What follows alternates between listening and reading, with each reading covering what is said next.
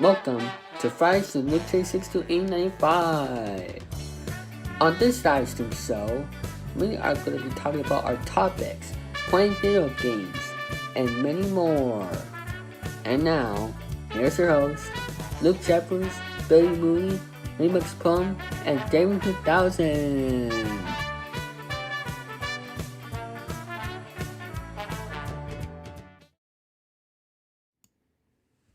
Go. David, and hello everyone. Welcome to Friday's LukeJ62895. Not just any Friday. Today is our 300th episode. And I can't believe we have gotten this far, ladies and gentlemen. This is I think this is going to be the best show they've ever done. Well, ever since last week when we did 299. I gotta tell you. So this is our 300th episode. I'm Billy Moody, along with our host Luke Jeffers. Luke, how you doing today, sir? Thank you for having me. Hello, guys. I'm speaking live for making this episode as we speak to you guys. Celebrate 300 episodes of Fridays LukeJ62895, episode 300, and of course, it's gonna be big for you guys, ladies and gentlemen, boys and girls. And after today, the countdown to 400 begins. Yep. Because during that 400, in between those 400 episodes, plus the amount of time, in 2023, my mom will be retiring in between, because there will be a book coming up in the next 3 years from now, and that'll be something we're gonna have to talk about in the 3 years from to come. Oh, we have a lot of plans to be celebrating during the upcoming years. Well, maybe, because right now, this is our 300th episode, and as of now, we're just about, if I recall, 299 away from, well, I know you did your 500th episode of LJPCBM Reacts already, but I can tell you right now, it's going to be a long countdown towards our 500th episode of FWL. Yep. Yep. You made 800 on the Tits Now remix. Yeah, I think that it's teased for it's a 300 show, by the way. Entertainment only, folks. Entertainment purpose only, folks. Well, it's a 300 show. You'll take the Tits Now for 300. I don't mind. Yeah, I don't mind. Once we get to 800, it will be the Tits Now for 800. Yeah. Or maybe the Tits Now for 1,000. Yeah. Once we get to our 1,000 show. But anyway, we have a lot to talk about, guys. And after Dead Topics and our moment of songs for those two people, we have a lot of highlights to go to, because we're going to take you guys back from the best moments, which was 299, which we did this past Friday. And boy, episode 299 was probably one of the hilarious ones we've ever done in our show's history. But right now, guys, we have a lot to talk about. But anyway, let's get to our first dead topic here, and it's all about country music. So, Luke, we'll get to yours in a moment. So, Charles Edward Daniels was an American singer, songwriter, and multi-instrumentalist, known for his contributions to Southern rock, country, and bluegrass music. He was best known for his #1 country hit, "The Devil Went Down in Georgia." Excuse me. Daniels was active as a singer and musician from the 1950s. He was inducted into the Cheyenne Frontier Days Hall of Fame in 2002, the Grand Ole Opry in 2008, the Musicians Hall of Fame and Museum in 2009, the Country Music Hall of Fame in 2016. Live. Daniels was born on October 28, 1936 in Wilmington, North Carolina. Based on a musical diet that included Pentecostal gospel, local bluegrass bands, and the rhythm and blues. Country music from Nashville's 50,000-watt AM radio stations, WLAC, and WSM. In 2016, he shared memories of his youth and baseball in Wilmington. He wrote the foreword for a book on the Tobacco State League. As a teenager, Daniels moved to the small town of Gulf, County, North Carolina. Graduated from high school in 1955. Already skilled on guitar, fiddle, banjo, and mandolin. He formed a rock and roll band and hit the road.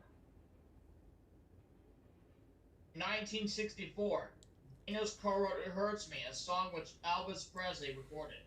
His friend producer Bob Johnston, under Bob's wife's name Joy Byers, worked as a Nashville session musician, often for Johnston, playing guitar and electric bass on 3 Bob Dylan albums from 1969 and 1970. On recordings by Leonard Cohen, Daniels recorded his first solo album, Charlie Daniels, in 1971. Also produced the 1969 album by the Youngbloods, Elephant Mountain. His first hit, the novelty song Uneasy Rider, was from his 1973 third album, Honey in the Rock, reached number 9 on the Billboard Hot 100. During this period, Daniels played fiddle on many of the Marshall Tucker Band's early albums, A New Life, Where We All Belong, Searching for a Rainbow, Long Hard Ride, and Carolina Dreams. This can be heard on the live portion of Where We All Belong album, recorded in Milwaukee on July 31st, 1974. Same year, he organized the first in a series of volunteer jam concerts based in or around Nashville, Tennessee, often playing with members of Barefoot Jerry. Except for a 3-year gap in the late 1980s, games continued until 1996. In 1999, the first of several volunteer jam tours began, and in 2015, jam celebrating the 40th anniversary of the first volunteer jam was held at Bridgestone Arena, which is home to the AHL's Nashville Predators. Another followed in 2016, celebrating his 80th birthday. In 1975, he had a top 30 hit as leader of the Charlie Daniels Band with the Southern Rock self-identification anthem. He's gonna do it again. Long Hair Country Boy was a minor in hit in that year. Daniels played fiddles on Hank Williams Jr.'s 1975 album, Hank Williams Jr. and Friends. Daniels won the Grammy Award for Best Country Vocal Performance in 1979 for The Devil Went Down to Georgia, which hit number 3 on the Billboard Hot 100 in 1979. The following year, Devil became a major crossover success on rock radio stations, its inclusion on the soundtrack for the hit movie Urban Cowboy, in which he makes on-screen appearance. The song still receives a regular airplay on U.S. classic rock and country stations. A hard rock heavy metal cover version of the song is included in the video game Guitar Hero 3 Legends of Rock as the final guitar battle against the last boss, Lou the Devil. Daniels openly stated that his position to metal cover and the devil winning occasionally in the game. In 1993, Daniels teamed up with fiddler Mark O'Connor to record a sequel to Daniels' 1979 single "The Devil Went Down to Georgia." After the devil came back to Georgia. Daniels plays the fiddle alongside Connor. Johnny Cash, Buddy Stewart, and Travis Tritt sing the lyrics. The song is on O'Connor's album Heroes. The sequel Daniels pop hits include In America, number 11 in 1980. Legend of Woolly Swamp at number 11 in 1980, and Still in Sagan, number 22 in 1982. 1980, Daniels participated in the country music concept album Legend of Jesse James. In the late 1980s and 1990s, several of Daniels' albums and singles were hits on the country charts, and the music continues to receive airplay on country stations. He released several gospel and Christian records. In 1999, he made a guest vocal appearance on his song All Night Long with Montgomery Gentry, their debut album Tattoos and Scars, which was a commercial success. His distinctive speaking voice is used in the 1999 musical The Civil War. He is featured in the prologue and Great Deeds. Daniels was inducted into the North Carolina Music Hall of Fame in 1999. He composed and performed the score for the feature drama Across the Line. Guest stars as himself on 2 episodes of King of the Hill, his fanfare, which aired on May 21st, 2000. The Bluegrass is Always Greener, which aired on February 24th, 2002. 2005, he makes a cameo appearance in Gretchen Wilson's music video for All Jacked Up, as well as making a guest appearance in the VeggieTales episode Minnesota Cube and the Search for Samson's Hairbrush. By writing, producing, and performing the Minnesota Cube theme song.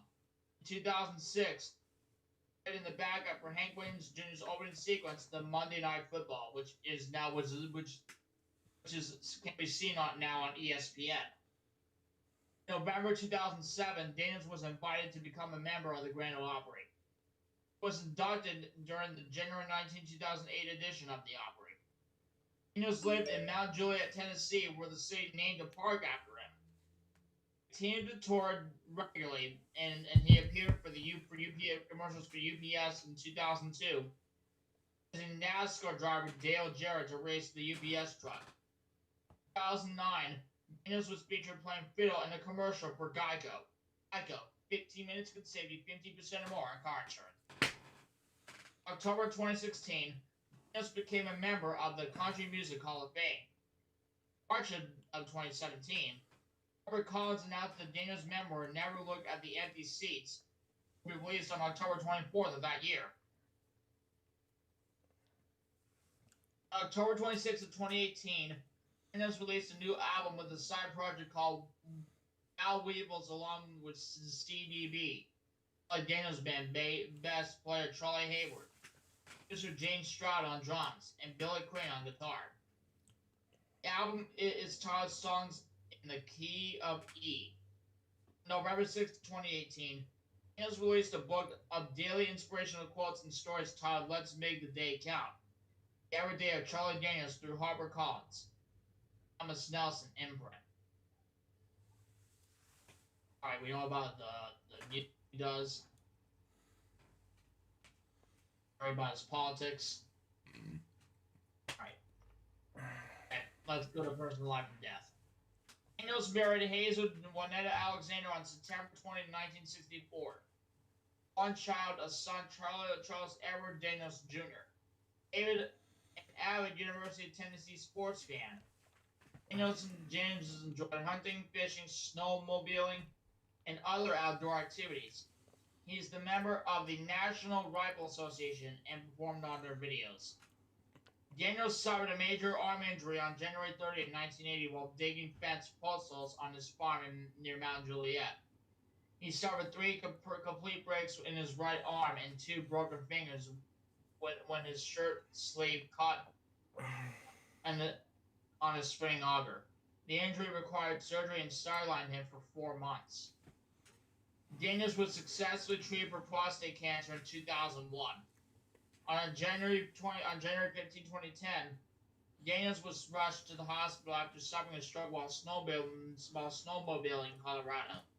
He was released 2 days later. During a doctor visit on March 25, 2013, Daniels was diagnosed with a mild case of pneumonia and admitted to a national hospital for a series of routine tests. The tests revealed that a pacemaker was needed to regulate his heart rate. One was put on March 28th, and Daniels was released from hospital within days. Daniels died on July 6, 2020 at the age of 83 from a hemorrhagic stroke at the Summit Medical Center in Nashville. And that is the life and legacy of Charlie Daniels. Your turn. Now, the first one, the only one I'm going to talk about is Ennio Morricone. Now, he was an Italian composer, orchestrator, conductor, and trumpet player who wrote the music in a wide range of styles. Morricone composed over 400 scores for cinema and television, as well as over 100 classical works. His score to The Good, the Bad, and the Ugly in 1966. Oh, excuse me, I misspoke. But anyway, It's considered one of the most influential soundtracks in history. Wow. It was inducted in the Grammy Hall of Fame. This Grammy includes over 70 award-winning films. All studio with we pronounce his name. Films such as A Fistful of Dollars, or Gillespie Torgo, or whatever you pronounce his name. Films such as Cinema Paradiso, what you pronounce the film title is. The Battle of Algiers, and directors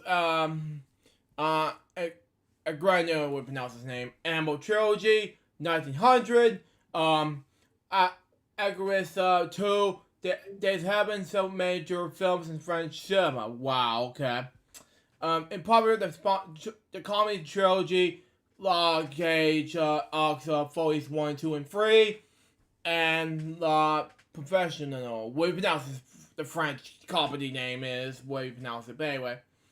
As well as The Thing, Once Upon a Time in America, The Mission, The Untouchables, Mission to Mars, Bugsy, Disclosure, In Line of Fire, Both War, Ripley's Game, and the Hateful Eight. After playing the trumpet in jazz bands in the 1940s, he became a studio arranger at RCA Victor, and in 1955 started ghostwriting for film and theater. Throughout his career, he composed music for artists such as Paul Anka, Mina, Mova, Zorjo, what pronounce his name, and Andrea Bog, boy, pronounce his last name, her last name, oh well. From 1960 to 1975, Morricone gained international fame for composing music for westerns, and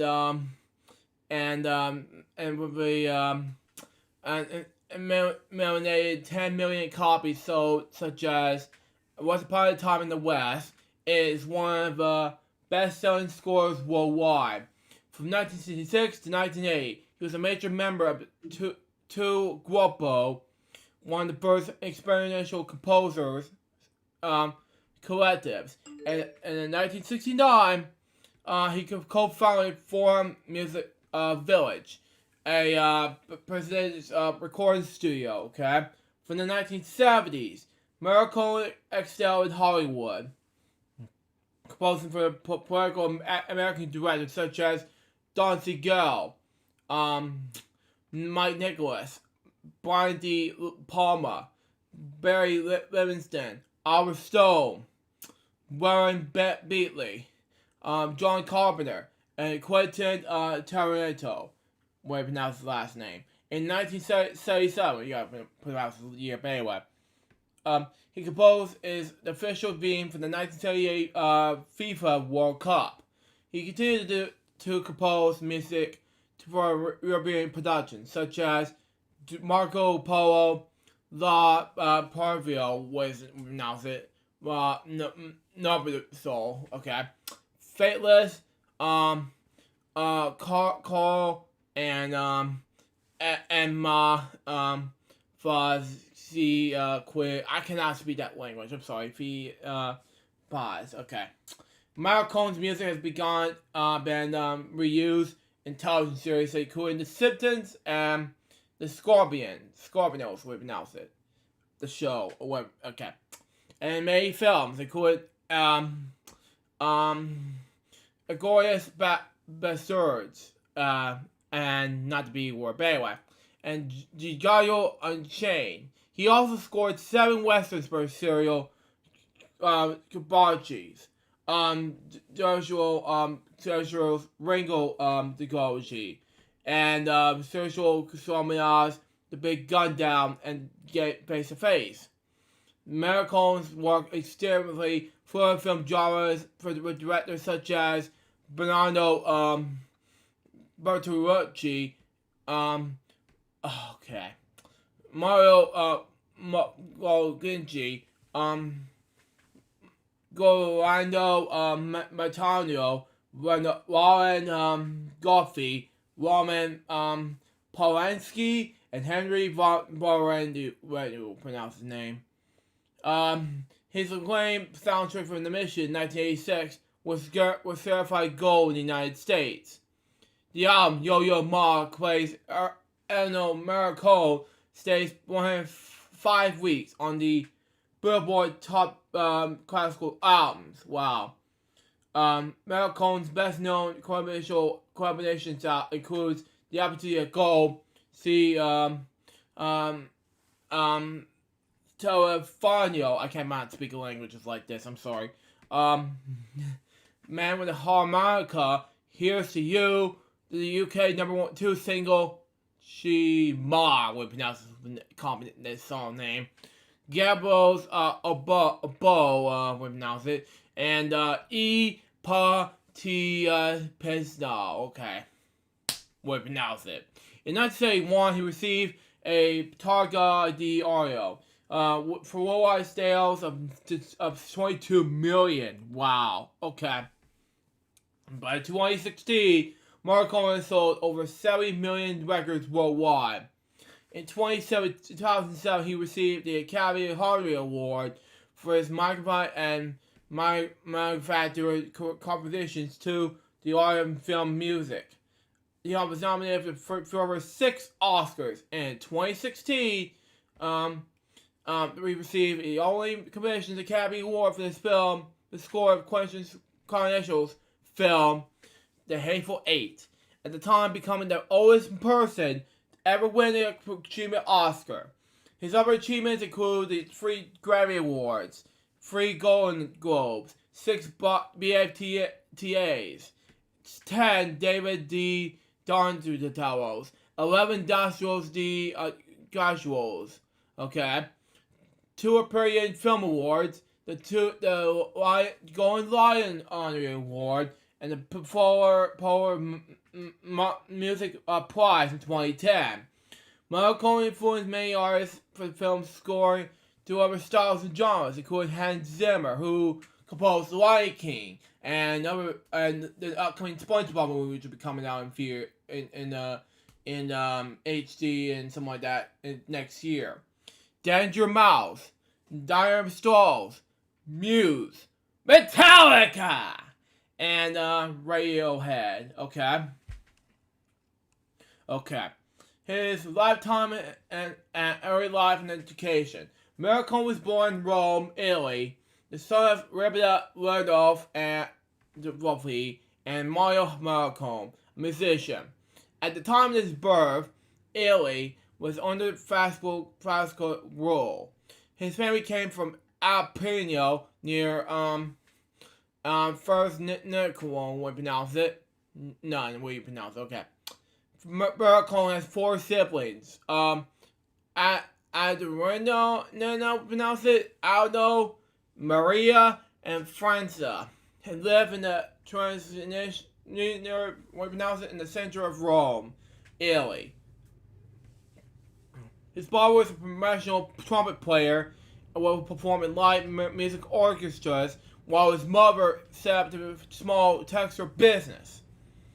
Morricone's father first taught him to read music and to play several instruments. He attended the National Academy of St. Cadicia to take trumpet lessons under the guidance of Umberto Sembrani.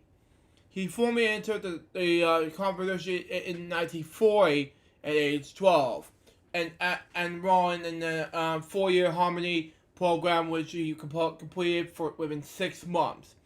He studied the trumpet, compositions, and choral music under the direction of Conferado Perezzi, whose Morricone would later dedicate concert pieces.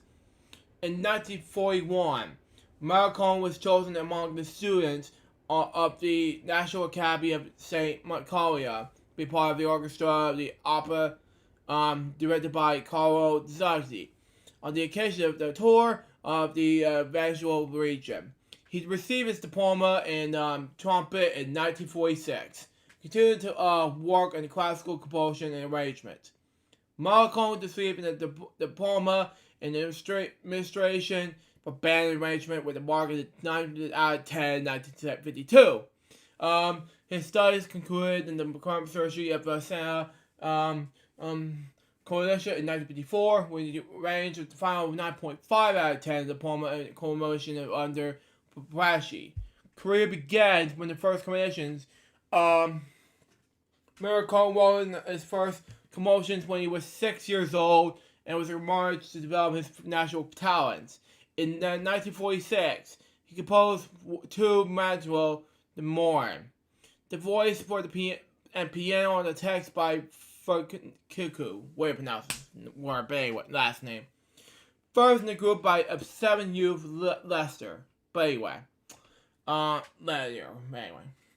In the following years, he continued to write music in the theater as well as classical music for voice and piano, such as A Minute Zone, based on the text by Italian poet Giacomo Pari, in the Tominita, based on the text by Emilio Dinti. There's already one. And then National 2 with words by R. Gudinusual, what pronounce his last name. But anyway, although Sumatra was for Barnetto and lot 5 instruments, with words by poet Salvatore Quasimodo, would pronounce his last name. And very La Marte for auto and piano, and based on the text by novelist Cesare Paris, way to pronounce it. But anyway, in 1953, Miracle was asked by Gordon Kramer and Lalo Ragazzi to write an arrangement for some melodies in American style for the series of evening radio shows.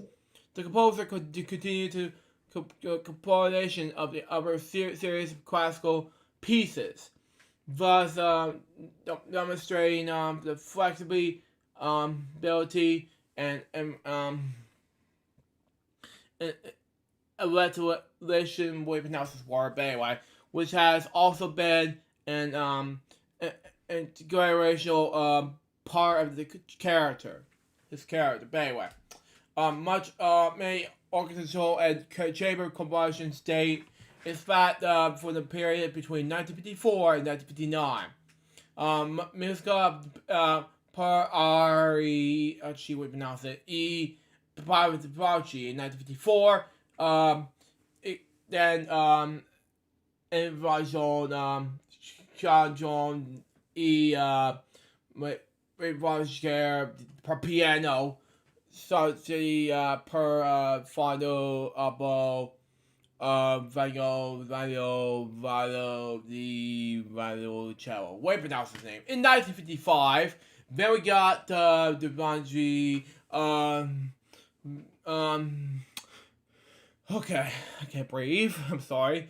Variazione per oboe, violoncello, e piano, choro, per Torrential, Cardinal E. Short, Cello, Barzone, Zoo, on, Chorno D. Okay.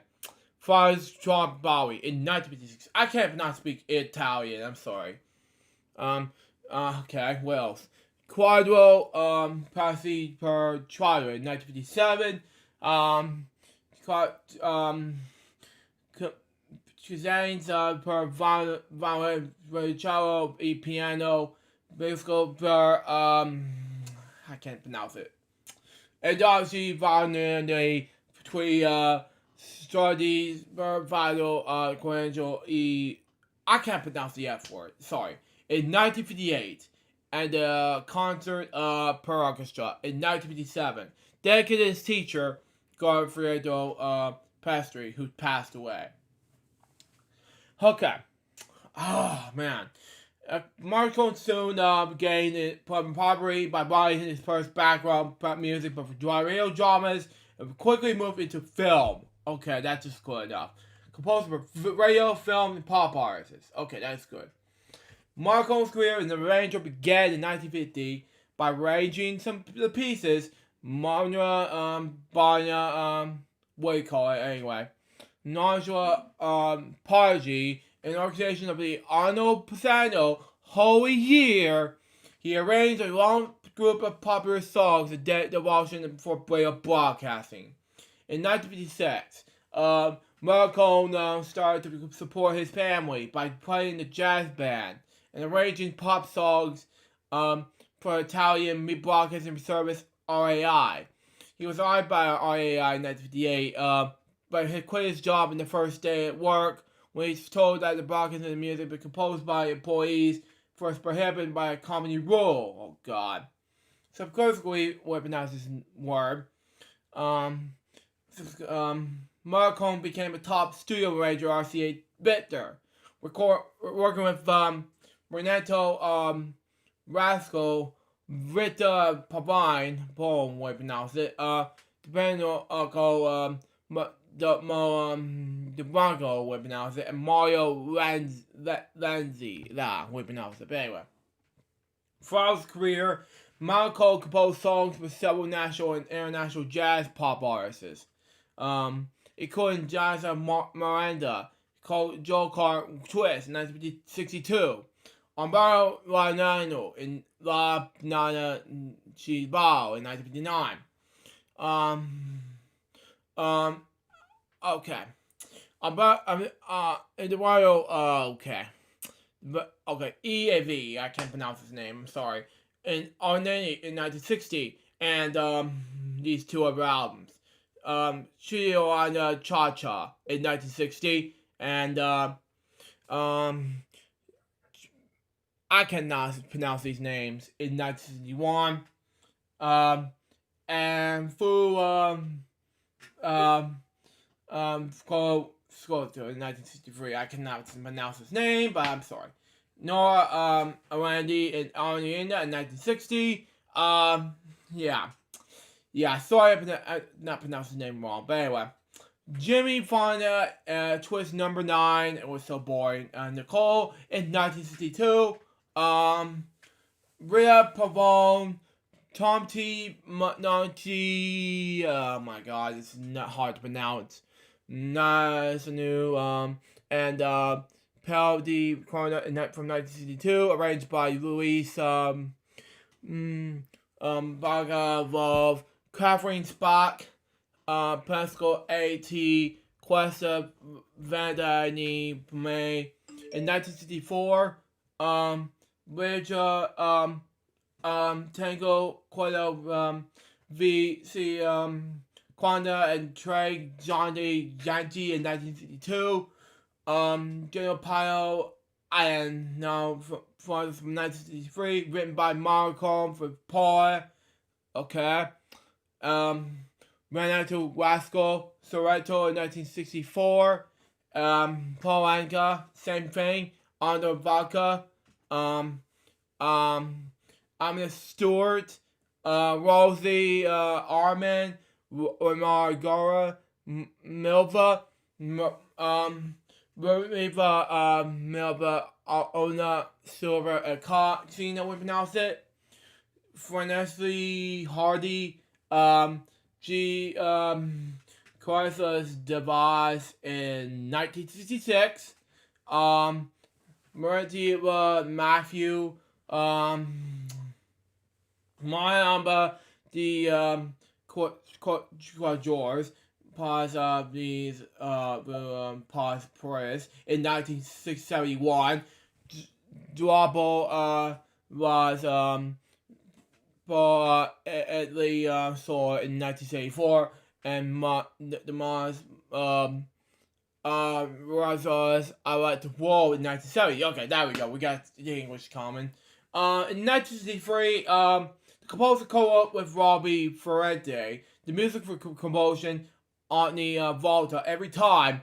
A song for that was performed by Paul Agna. For the first time during the festival for the San Remo in 1964. The song was arranged and conducted by Marco and sold over 3 million copies worldwide, and over 1 million copies in Italy alone. Another popular success was his composition Si Tofanio, performed by Mina. It was a standback track of Studio Udo 66, the fifth best studio-selling album in the year 1966 in Italy. Wow. Melco self-fabricated arrangement of Si Tofanio was a combination of melodic trumpet lines held by Blaine, style drumming, a string set, a 60s era pop female choir, and instead of subsonic sounding trombones. Wow.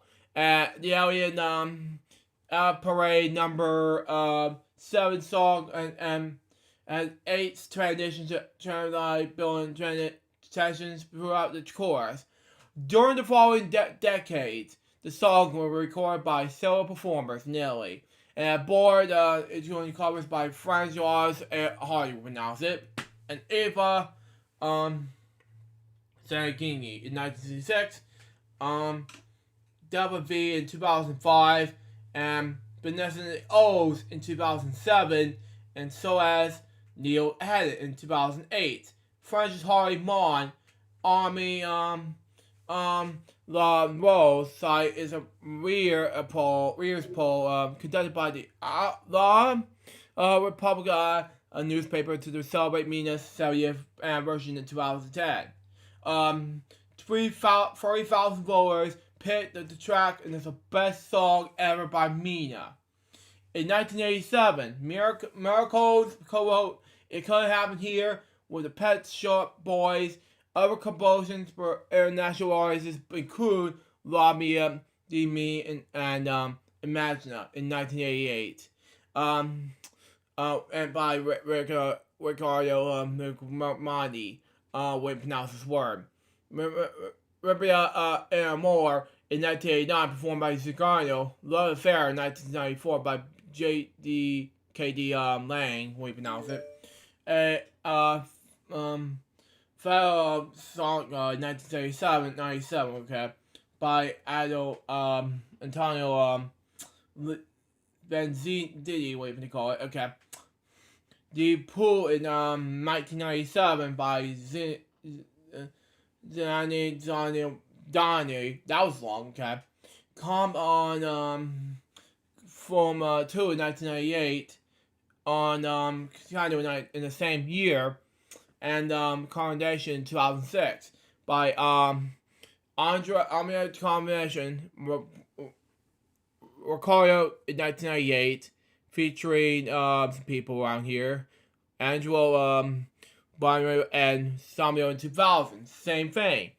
And My Heart and I in 2001 by Sting. Wow, rock and roll band indeed. First film scores. After graduating in 1954, Meyer Cole started to write and arrange music as a ghostwriter for films credited to already well-known composers. While already arranging to many music orchestras in the RAI Intelligence Network, working especially for Armando Travauci, Investigato Cortriganini, and Claudio Sabana, he already adopted phenomenons, such as Dan Savio and Leo Nichols. Okay, in 1959, Marcona was a conductor and uncredited co-composer for Mario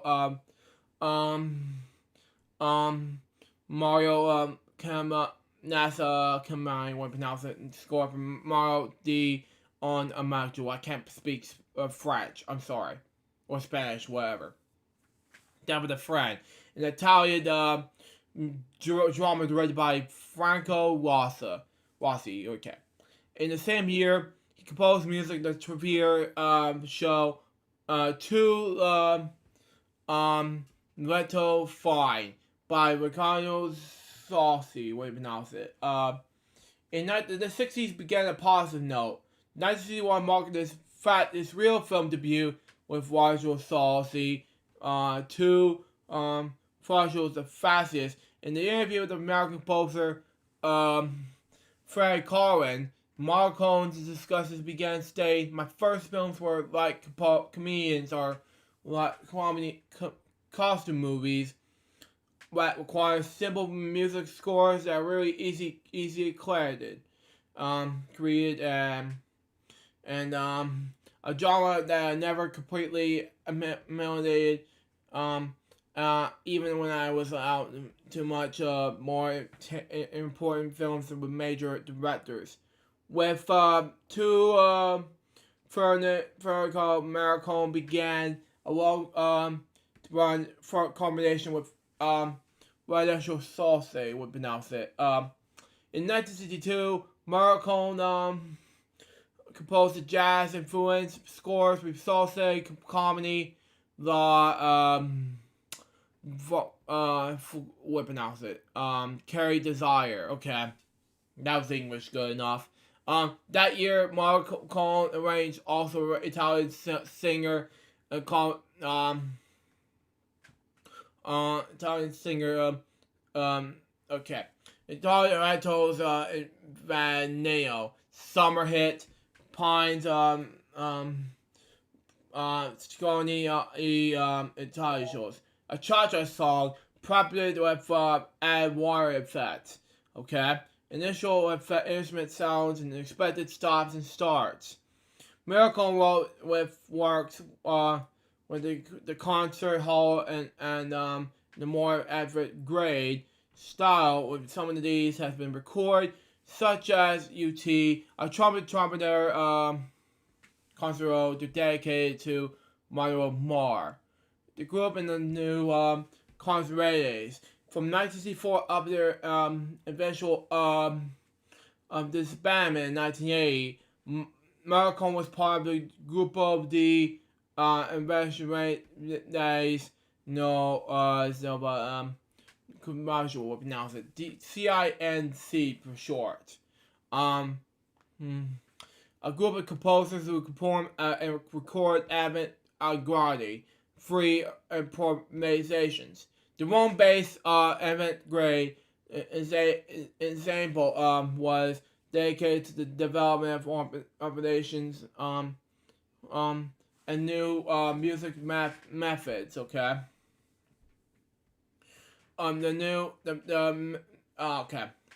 The example function of the library shorts working with anti-musical system and sounds technique and tap to really define the new music example and explore new consonants. Known as the group and two grouper. There released 7 albums across the Grammar Del Paul, we pronounce it, RCA and Cramp Labels. Wow. One of the zone, we pronounce it, in 1966. The Pirate Seas of Dreams in 1967. And Pros and 8 Band, we pronounce it, in 1968. A Free Back in 1970. A Pros show, Formation Variety in 1973, Nova Commercial in 1975, and Musica, so, Scormy would be announced in 1976. Perhaps the most famous of these albums, entitled The Feedback, was compiled free jazz and avant-garde classical music with funk. Yeah, it's so lame. The album is frequently sampled by stupid hip-hop DJs, and it's considered to be one of the most credible records in existence. Yeah, we'll be doing that. Often featuring over $1,000 in auction, okay? Morricone played a key role in the groups, okay? And was among the core members in the revolving lineup. In addition to serving to be a trumpet player, he directed them to be on many occasions, and many can be heard on a large number of his scores. Held in high regard in advanced grade music circles, they are sure to be the first experimental composers collective. There are only pairs to be in the British Improvisations Collective A&M. The influence that can be heard in free improvisations examples from the European movement, including the Avon Parker electro improvisation and Mansu member, we pronounce it. The Swiss electronic free improvisations voice crack, John Zwam, and the techniques of music, modern classical music, and advanced grades, jazz groups, okay? The initial groundbreaking work informed their work in combination, okay? The example also performed in varying combinations with Marcon, collaborations with some in his 1960s, 1970s Italian soundtracks, including Quiet Place in the Country in 1969 and Cold Highs of Fear in 1971. Film music genres, comedy, for example. Morricone's earliest scores were Italian light comedy and costume pictures, where he learned to write simple, memorable themes. During the 60s and 70s, he composed the scores for comedies such as 18 and Son in 1962, To a Sexual in 1963, Linus Vertmeyer's Basquiat's, what do you pronounce it? The Basquiat's The Lizard, 1963. So, in 1965, UK, whatever. Measures Italian Style in 1965. How I Learned to Love a Woman in 1966. Hey, guess what? What is it? There's a reboot for the Wonder Years in the.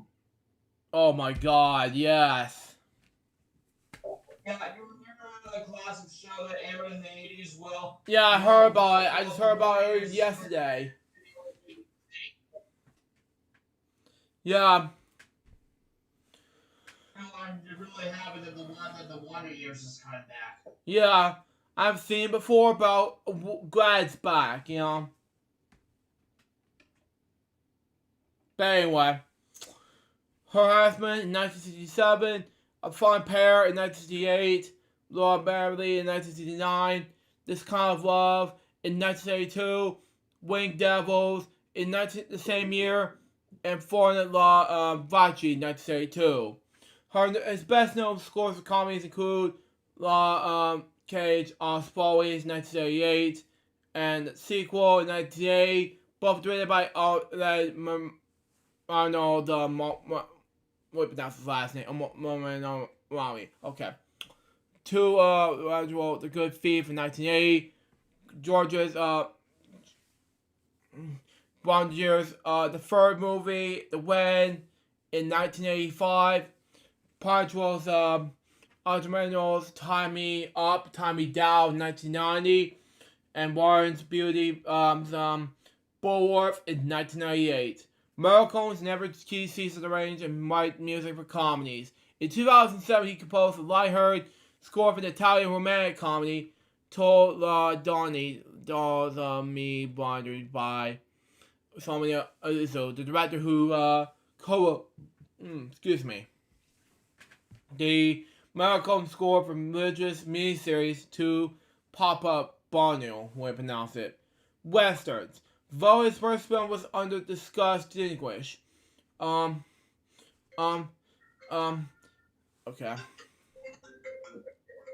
That was something I wanted to bring up in the next one. We continue on. Okay, Morricone's arrangements of an American folk song, an exterminate director and former schoolmate, starring Lana before being associated with Ron. Morricone has already composed some music for less known Western movies, such as Gunfight at West Red Sands in 1963. In 1962, Morricone meet American folk singer Peter Tevis, who was collaborating a version of Woody gut hires, however we pronounce his name, Pastures Aplenty. Tevis is credited with singing the lyrics of Maricone songs such as "A Granola Like Me" from God Finds His Red Skins, and the Lonesome Billy from Ballads of Don't Argue. Tevis recorded a vocal version of Fifth Wolf of Dollars that was not used in the film. Associated with Sargo Lone, we pronounce it. The turning point of Maricone's career took place in 1964, the year in which he third child, Andrea Maricone, who had also become a film composer, was born. Film director Sergio Leone hired Maricone to take over their career and this way score of comedy. Leone's different version of Western, A Fistful of Dollars. The Dollars Trilogy. Now, let's talk about the good, the bad, and the ugly now. That's part of the reason why they talk about this story. Now, because budget restrictions limited Maricone's access to the full orchestra, he used gunshots, cracking whips, whistles, voices, jewel harps, trumpets, and a new Fender electric guitar. Wow, yeah!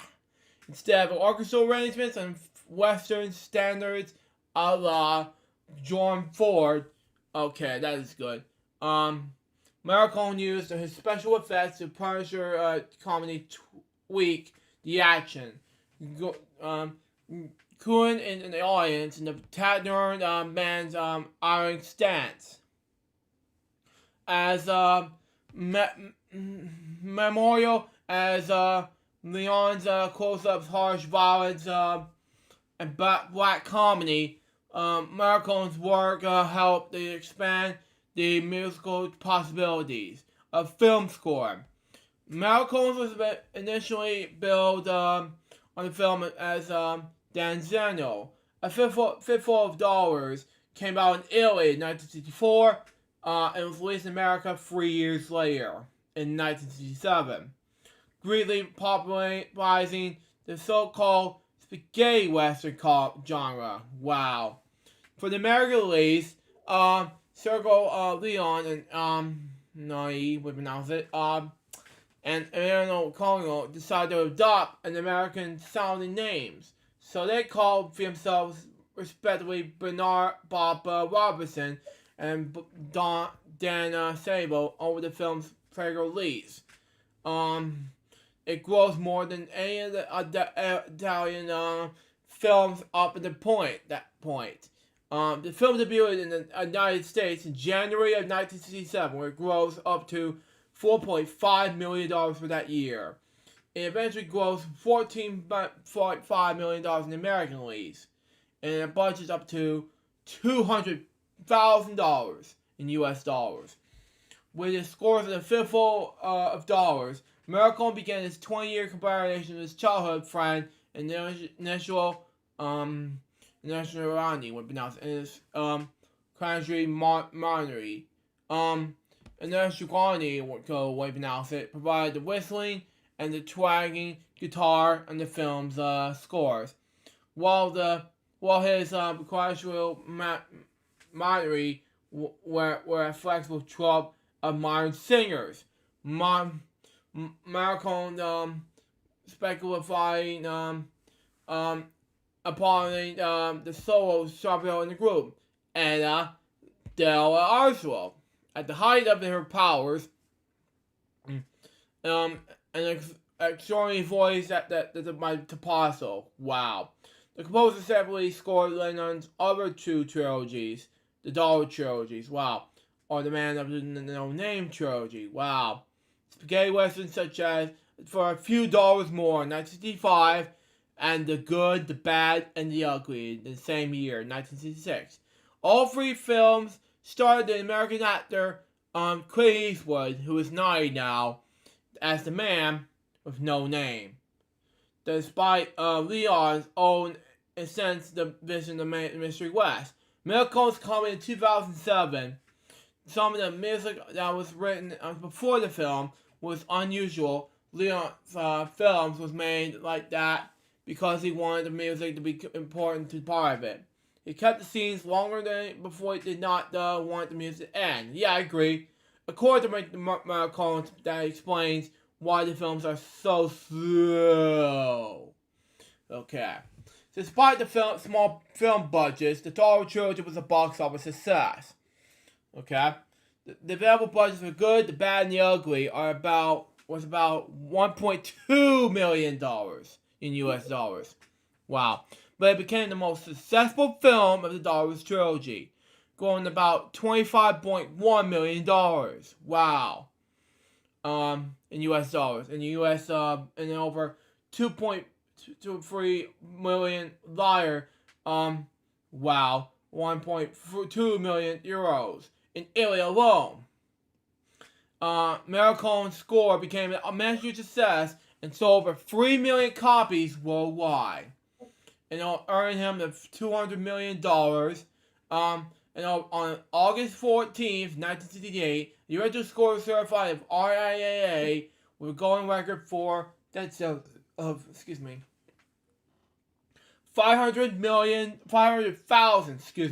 copies in the United States alone. Wow.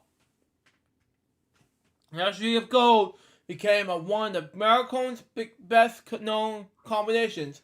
The opening scene of Jeff Maricone's Jackass #2 in 2006 was in the cast of Chase through the suburban neighborhoods by bulls. Wow.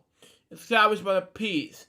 A punk rock band, the Romeos, wow, used the Academy of Gold as closing theme for during their live performances. Metallica, however, I love Metallica for this one, uses the Academy of Gold as a sturdy piece music for the concert since 1983.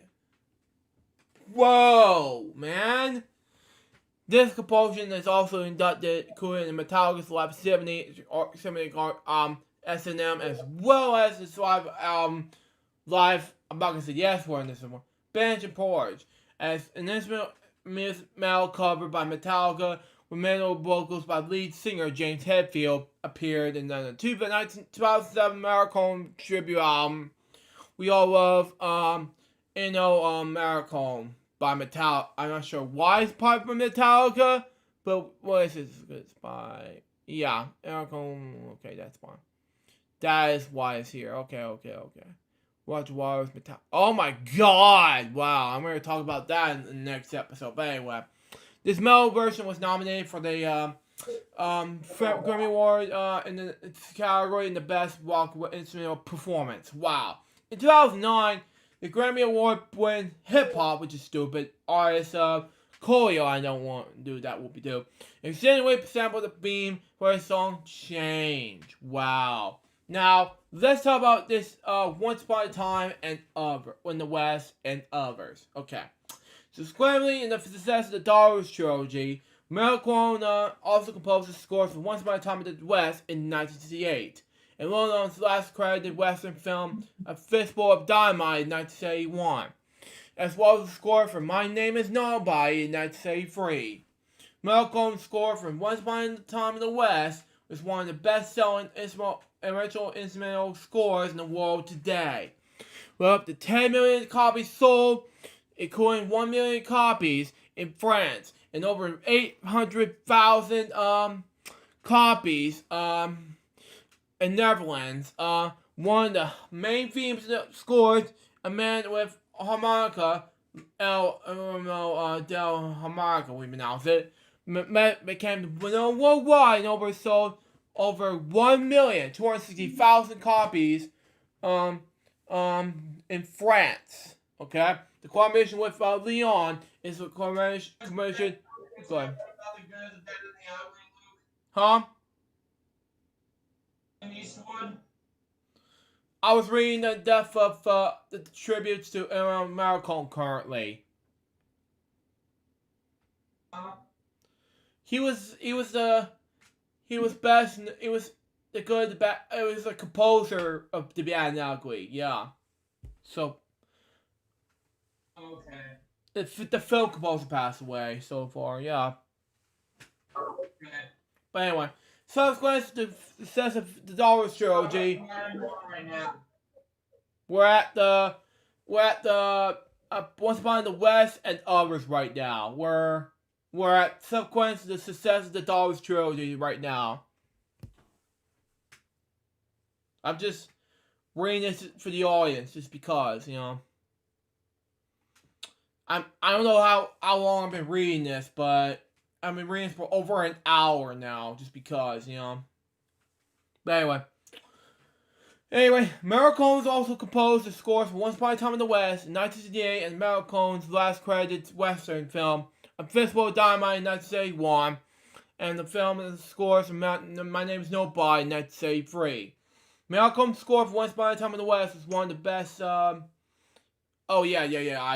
I misspoke. But anyway, the combination with Leon was considered the one that steply collaborations between the director and the composer. Okay. So, hold on,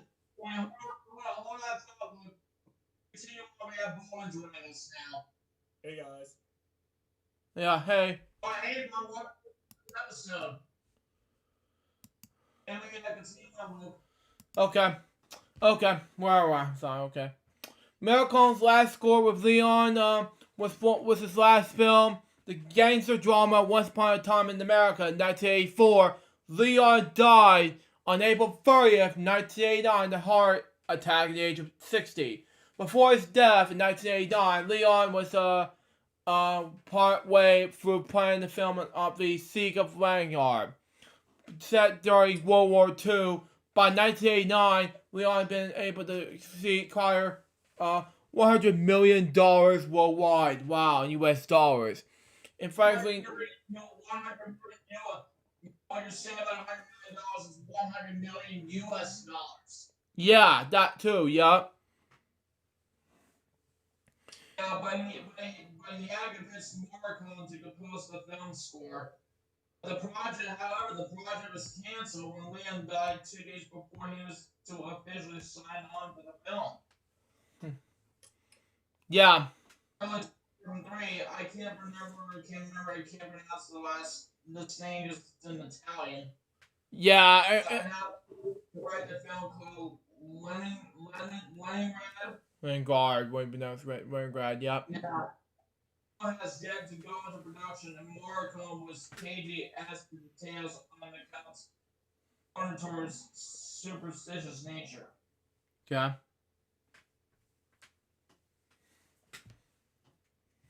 There is an association with Sergio Corbucci and Sergio Salina.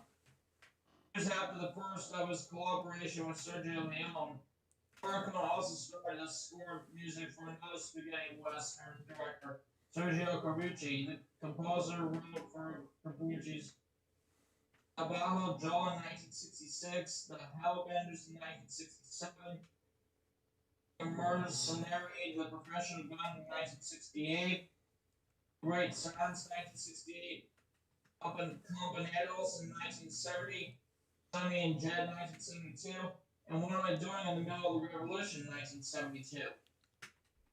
In addition, Morricone composed music for Western films by Sergio Salina, The Big Gun Down with Lee Van Cleef 1966, Face to Face 1967, and Run and Run 1968, as well as the 1970 crime thriller Violent City, Charles Bronson, and the Pauline film Report in 1973.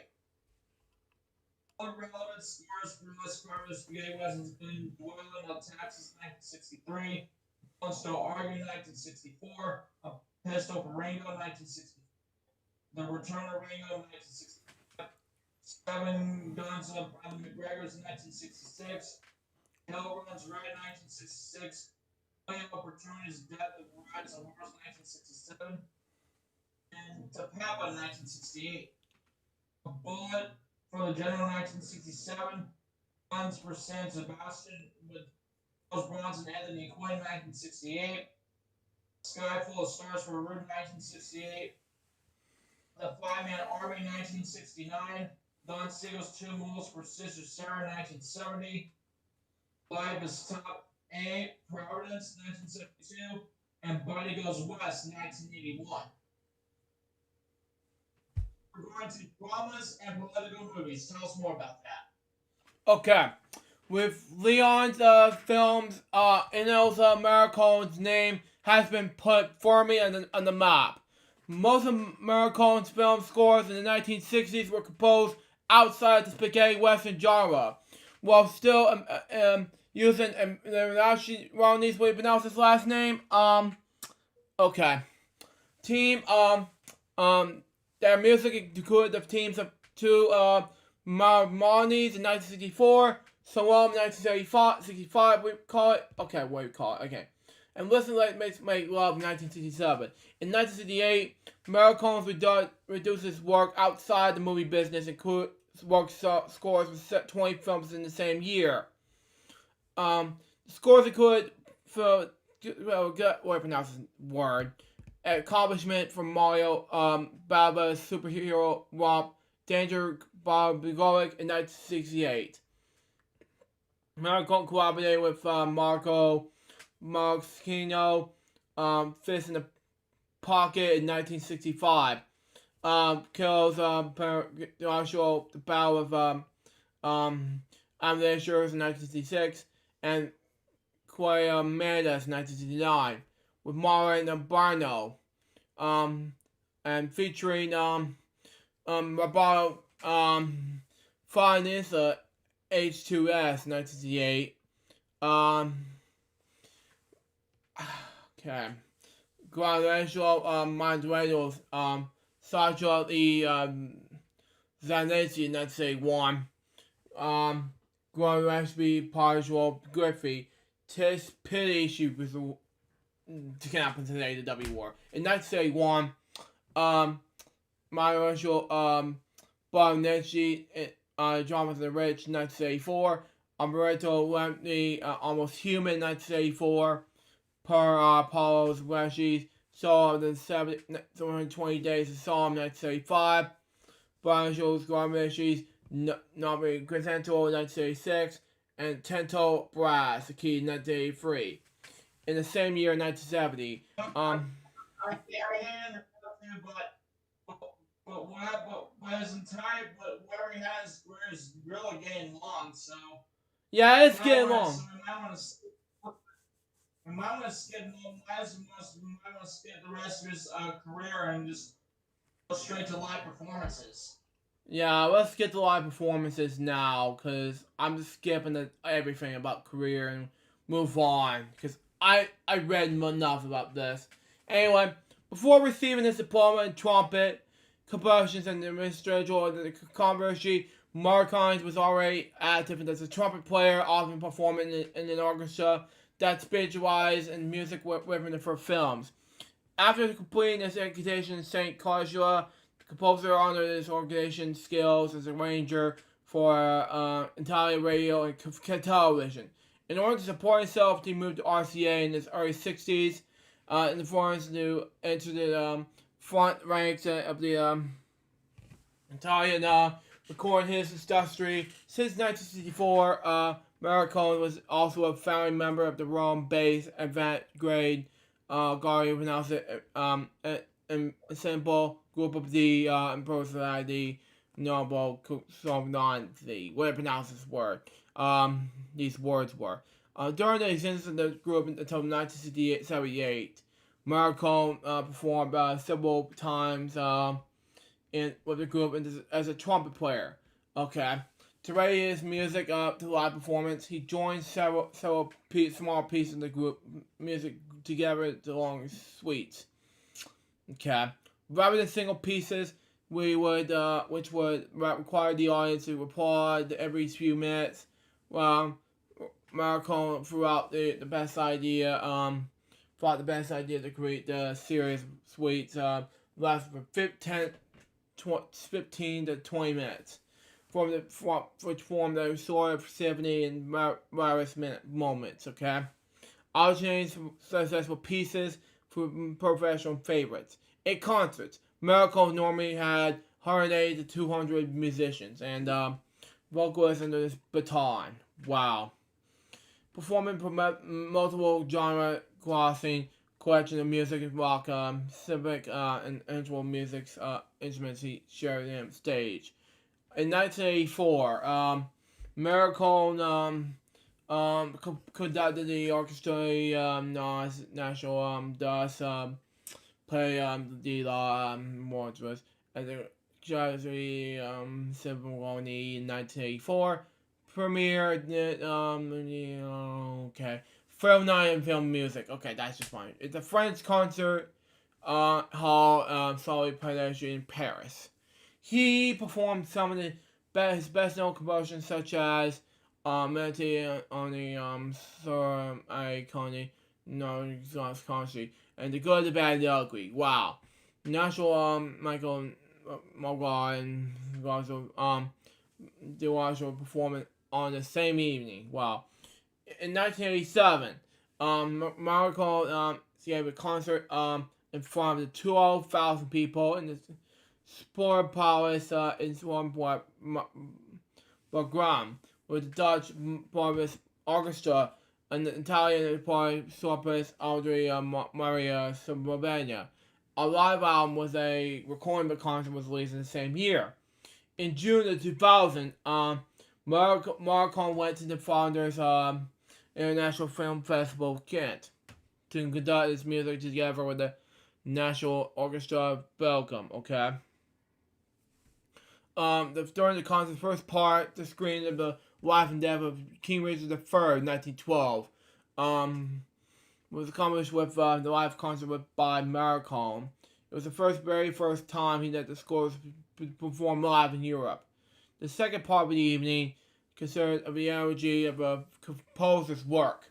The event took place on the eve of Euro 2000, the European football championship in Belgium in the Netherlands. Marcon performed over 250 concerts as of 2001. The composer started the world tour in 2001. And later sponsored by Gersh Weigel Armani. With the orchestra Brahmanu Fonlanti touring London and Barcelona again in 2001 75th birthday concert ritual. Royal Archer Hall in 2003, Paris, Basel, Tokyo, Marcon performance classic concert film scores, and actual in Mexico in 2004. He made his North American concert debut in February 3rd of 2007 Radio City Music Hall in New York City. The previous evening, Marcon has already presented his United Nations concert comprising some of his film themes, as well as a kind of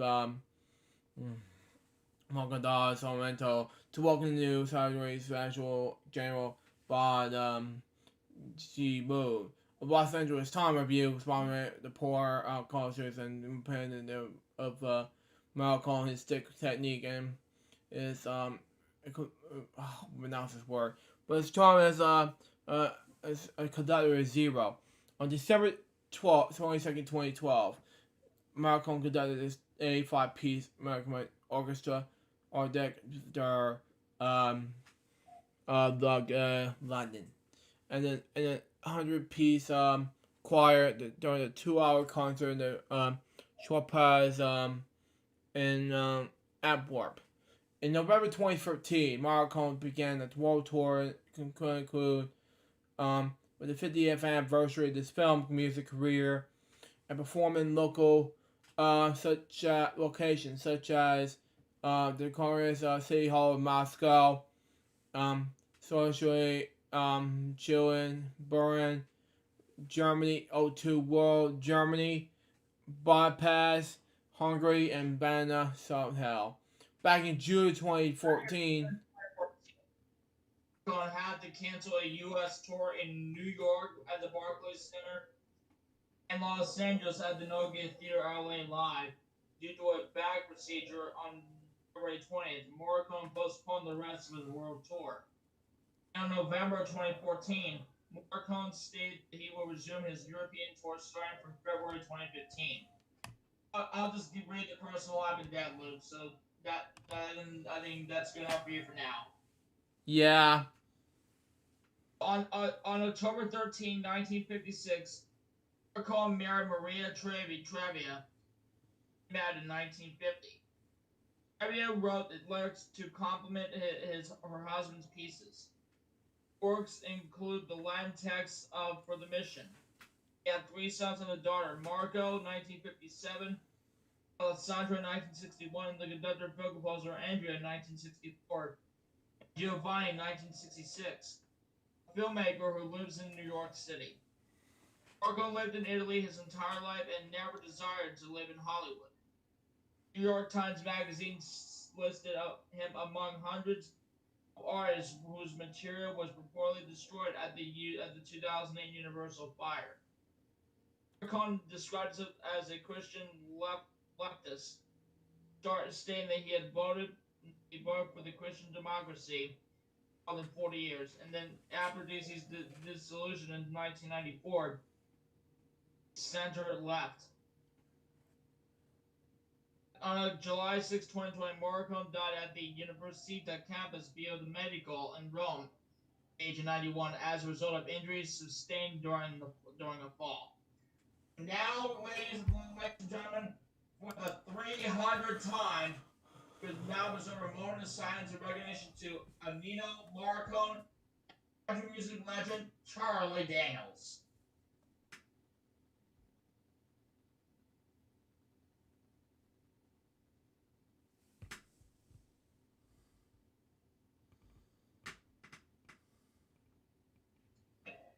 All right, so Luke, let's see what we got from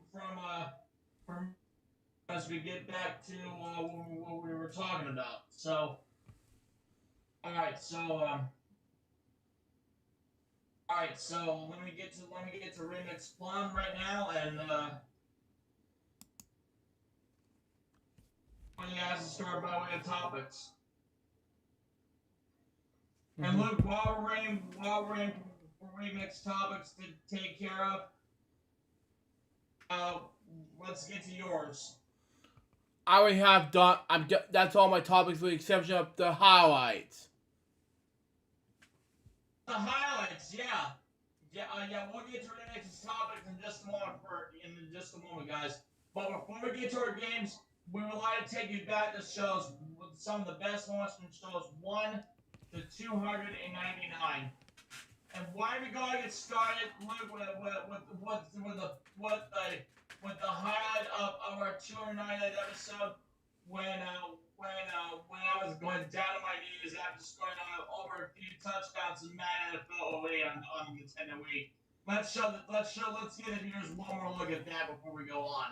Yeah, and folks, after this, we're gonna get the some parts of the highlights. We're gonna show that, and some parts we're gonna show some highlights in these episodes. Like, oh my God, we're gonna get ready to do this and do that. So, some of my favorite moments on the episode, on the episode 2 of the Fast 300 episodes, were just recently got to be the funniest. I have to be laughing so hard in this episode seen here. Last episode, if you haven't saw the last episode, folks, well, here it is. This was from episode 299 from last week. Take a look. Let me see.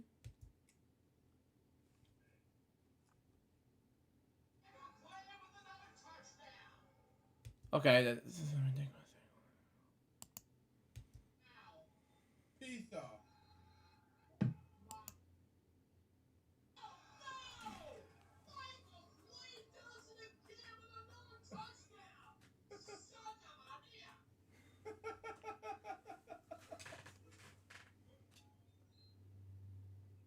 Yeah, you see that one part, and then there's another scene I got flipped on. Scene here.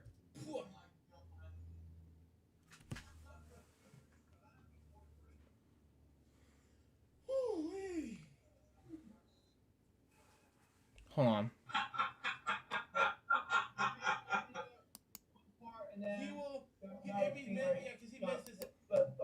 Here we go again. Here we go. Hold on.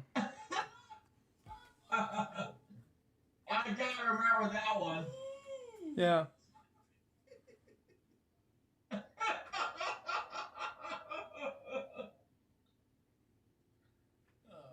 Wow.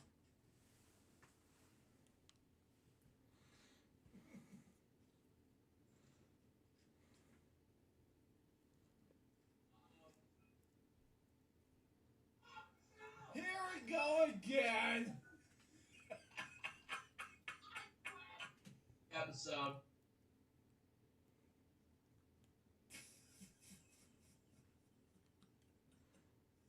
Yeah, this is between the Bucks and the Jaguars, and this was when we had that little Hail Mary pass, and it was going down for the east, and Luke was starting to hit his butt up when this score moment happened. Yeah, I just don't know what else to say here, folks. But, you know, it was next to 53, but, you know, that's just me. Anyway, that's all I have to tell you about from last week. Now we got serious big happening from episode 1. Though episode 1 was a big hit, and so was the rest of the episodes. You know? Oh, I need to go back some more. There's a lot to talk about here.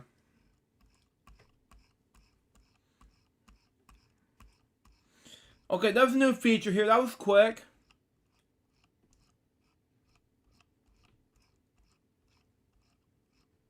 Okay.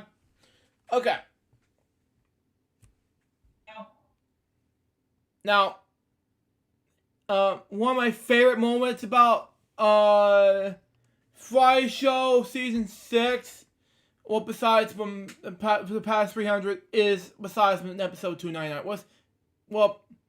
Let's get back to, we got various moments here, seen here. Well, remember, yeah, we got this one and one of the next ones too. See here. The film, yeah, I can prefer doing the film, yeah. And Like I said, Farmville Paul X is going to be a great team, so. I don't know what the heck happened to you, Billy, so. I think Billy fell. Ashes, ashes, we all fall down. Yeah.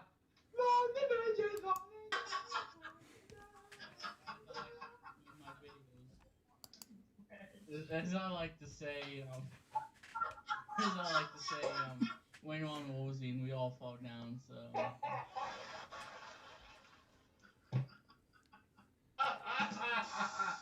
my God.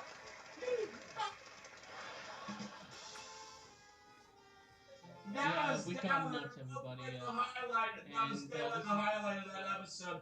This is bad. This is bad. I'm in an old studio. There you go. Yeah.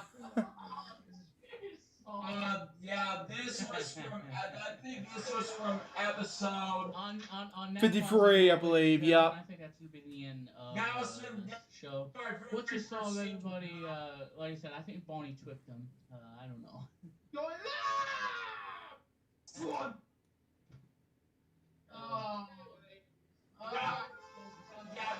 this is story when it took back when it was all takes all back. Get in one way, guys. I'm okay. So. Good to know. Yeah, this moment, we had a profile picture that had the PBS logo on it, but I believe that was from a very good scene. Yeah, still. Yeah, that was a profile I had before.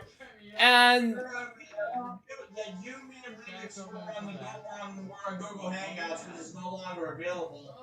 yeah, exactly.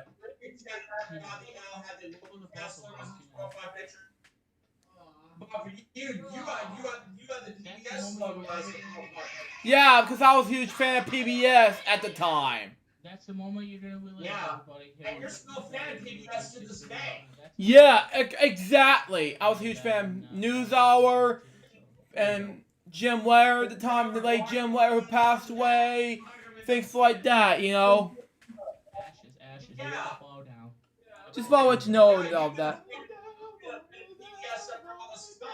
Because I didn't have any more point that the PBS still existed with PBS Kids. I was a huge fan of PBS since I was 2 or 3. You never like you know soldiers that were PBS Kids like during the PT meetings. Yeah. Yeah, I remember those days. You said it well. Yep. Yeah, still. What things up, Luke? My heart is getting ready to be up after all that broke me not crap. Exactly, LukeJ62895. Jiggy with it. What up, guys? Hey Josh, how you doing? Doing good, Luke. CW, I just commented in the live chat of your server saying that I did DC Comics Fan 2004 live today and sent the YouTube link to it on your server in the general chat. Wow. Yeah. In case you're just joining us, Josh, we're giving our viewers a look back at some of the best months from FWF from just $1 to $2.99 to $2.99. We're looking at the most like the funniest moment from the very first season. Yep. And I know this is gonna get off topic for you guys, but DC Comics Fan 2004 Live is not only inspired by many other live web series like Sky XD Live, for example, but it's also inspired by your Fridays show. Yeah, it's gonna be big, you know. Yeah, and also it's gonna be inspired by a few other shows that Luke and I have done, like my from that on Wednesday show, Wednesday's Yeah, exactly. Which, Bobby, speaking of Vlog Weekly, it's no longer available, which is now canceled, which was replaced by Remix, Interactive nowadays on Twitch. Just want to let you know about that. Remix still has a Saturday show on Facebook Live, which is named Remix Plum. Yeah, which is a good thing, actually. I think it's probably a better success than we did with Vlog Weekly. But if those are asking, is Friday LukeJ62895 and go and sign up forever? The question, the answer to that is no. We're gonna keep going until we decide when it's time to say our final farewell. Exactly. Especially because I still have to continue on with the Friday show since 6 years ago. Speaking of 6 years ago, this past June, we gotta go back to episode 1, which is back in 2014. And there's no way we're gonna be signing up for good this time. Because don't forget, we have our seventh season coming up. Yeah, and speaking of the 7th season, Billy. oh, go ahead, Josh. So, my apologies for interrupting, but let's see. I know DC Comics Fan 2004 Live is inspired by Luke's Fridays with FWL series, but his series is inspired by many others. Wow. Okay. Yeah. Yeah, and don't forget, everyone, that our season finale and our final episode of season 6 will be taking place in the next 2 weeks, because next week is 301. Our season finale will be episode 302. Yeah. And episode 303 will have a new intro made by me at the start. Yeah. 303, and yes, episode 303, guys, will be the very first episode of our 7th season. Yep. Exactly. Speaking of season 7, there will be a new template, new intro, new everything. So be on the lookout for that. And remix the template and the logo by itself, and Josh did the intro and everything by himself and everything, and announcing. And yes, guys, Josh will be our announcer for the 7th season. And yes, Luke and I will still be your hosts. Exactly. Exactly. And the intro and the video editor that I use to make the new FWL intro is WeVideo. Wow. Did you use for your Nintendo Wii? No, not that. I was talking about WeVideo. WeVideo's a video like and software. An online video editor. Oh yeah, not the Wii. I actually have on my television screen. We're gonna get to that after the settings that Luke does on the wheel. I do have a Nintendo Wii. It's red, and it's a super... Okay, go on, Billy, what you're saying, and then I can talk. Because what you're looking at on the top right-hand corner of the screen, a Nintendo Wii game on there, which we always do during our Wii 7 every episode, Josh, and that's Wheel of Fortune. Oh, I have that game too. I have that game on the Nintendo Wii as well. Oh, good enough. Well, you can try it. If you want to stick around for play, Josh, you're more than welcome to. Okay. Because we're going to be playing that after Luke's final setting with the wheel. Also, Josh, today's after Wheel of Fortune, the next 2 settings are all going to be about baseball, because we're going to be doing baseball and Wii Sports. We'll head to the Mario side of baseball when we play Mario Super Sluggers. Okay. Here's what games will be taking place right after Wheel. Okay. BTW, I also have a Nintendo Wii. It's red. Mine is actually white. What other games do you have on your Wii, Josh, besides Wheel of Fortune? I'll be right back in just a moment. Alright, and also, I also have a Nintendo Wii, but I don't have... Go ahead, Bowman, go ahead. I'm not interrupting you, Bowman, go ahead. Okay, Billy, Go ahead. I also have a Wii, and I don't have much games. All I have is some of the Wii series games, and I even had some that are downloaded before the Wii Shop channel shut down. I have a few classic Nintendo games on my other Wii, which I may end up playing hopefully on episode 301. Yeah. So next week, Luke, next ones are going to be throwback games. Yeah. Fortune is done. We're going to get this Wii off, and we're going to go to our classic games, which we're going to play a 20-turn game of Mario Party 2, and also we're also going to be playing a few levels in Donkey Kong Country. Wow, and speaking of fallback games, go ahead. On episode 301 is Classic Wii.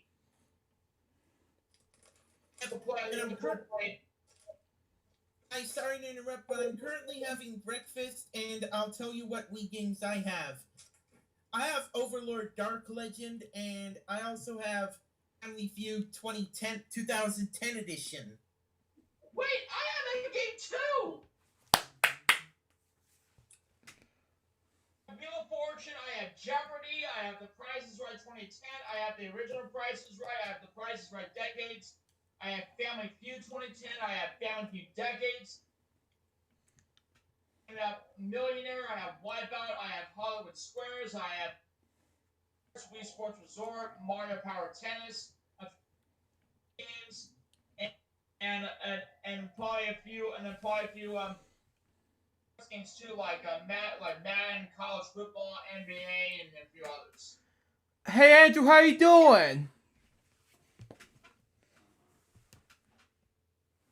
also have Metroid Prime 3 Corruption on the Wii as well. But why is it said about Jeopardy, Josh? You also have Jeopardy on the Wii. Oh, but I do have it on PlayStation 1, PlayStation 2, and PlayStation 3. Jeopardy for the Wii and PlayStation, but I actually don't play PS1. I don't have the PS2 or the PS3 versions of Jeopardy. All I have, but I can tell you the other Jeopardy game I have for the PlayStation, Jeopardy Second Edition. I don't really have Jeopardy Second Edition, but I also have Jeopardy on the PlayStation 4 in a game show pack for the PlayStation 4. Wheel of Fortune? Yep, it also has that game as well. Yeah, but however, I'm okay with the bonus round they have on the PS4 version of the game because they actually have on that version that's $34,000.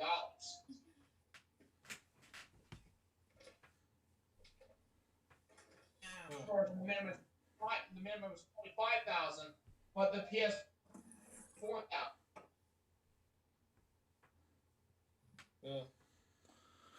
Wow. That's because they say Say about the bonus round minimums, Josh, in the Wheel of Fortune games. The minimum is $25,000, but on the PS4 versions, it's $30,000.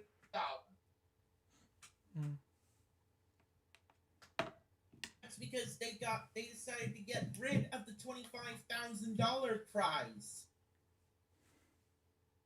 $100,000 in the million, but however, the PS4 version, the Xbox One version, and the Nintendo Switch version are the first versions of Wheel of Fortune that do not have Pat and Vanna.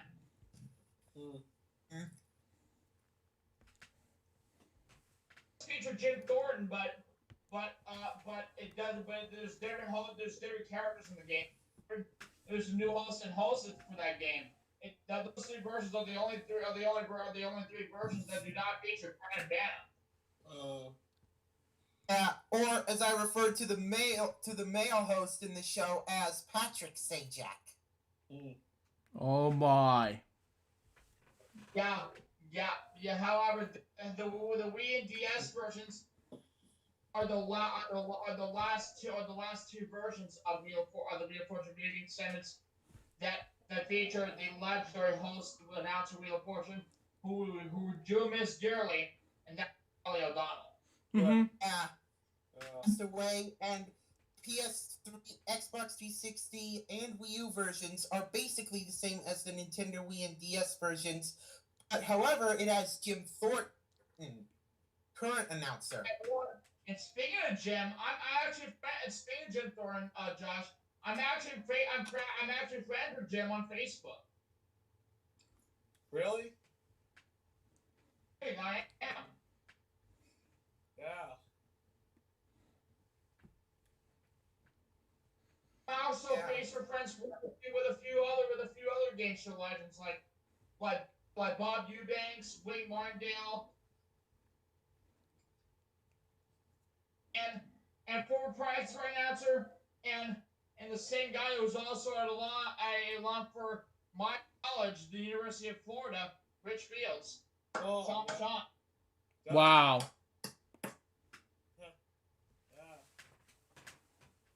Cheers, boys. All right, but other than that, Luke, you ready to get to the wheel? Well, we got to the wheel. Remix said something. Look at it. Let me look at it real fast. Sorry, guys, my computer shut up. I got low battery. Oh, okay. Low battery on what? Set by Remix Bomb. Yeah. Low battery, you know what? It's okay. Yeah, we'll get to his topics in a moment. Yeah, and then we'll get to the wheel after this. Yeah. Topics actually, so along with the other, besides all the Jeopardy game, besides the Jeopardy game you have on the PS1, Josh, What other games do you actually have for the original PlayStation? Wow. Well, I have Dino Crisis and Broken Helix. I also have the Crash Bandicoot. Yeah, I also have a few. I actually have a few WWF games like the first two versions of SmackDown, and I have a couple of I have two WCW games, Mayhem and Thunder. But yeah. So let's see. Oh, also, Luke, Remix wants you to read about the cast, about the new casting for its new Batwoman lead that's gonna be premiered on the CW very soon. Yeah, I heard about that. And Billy told me about that. and Remix told me about this.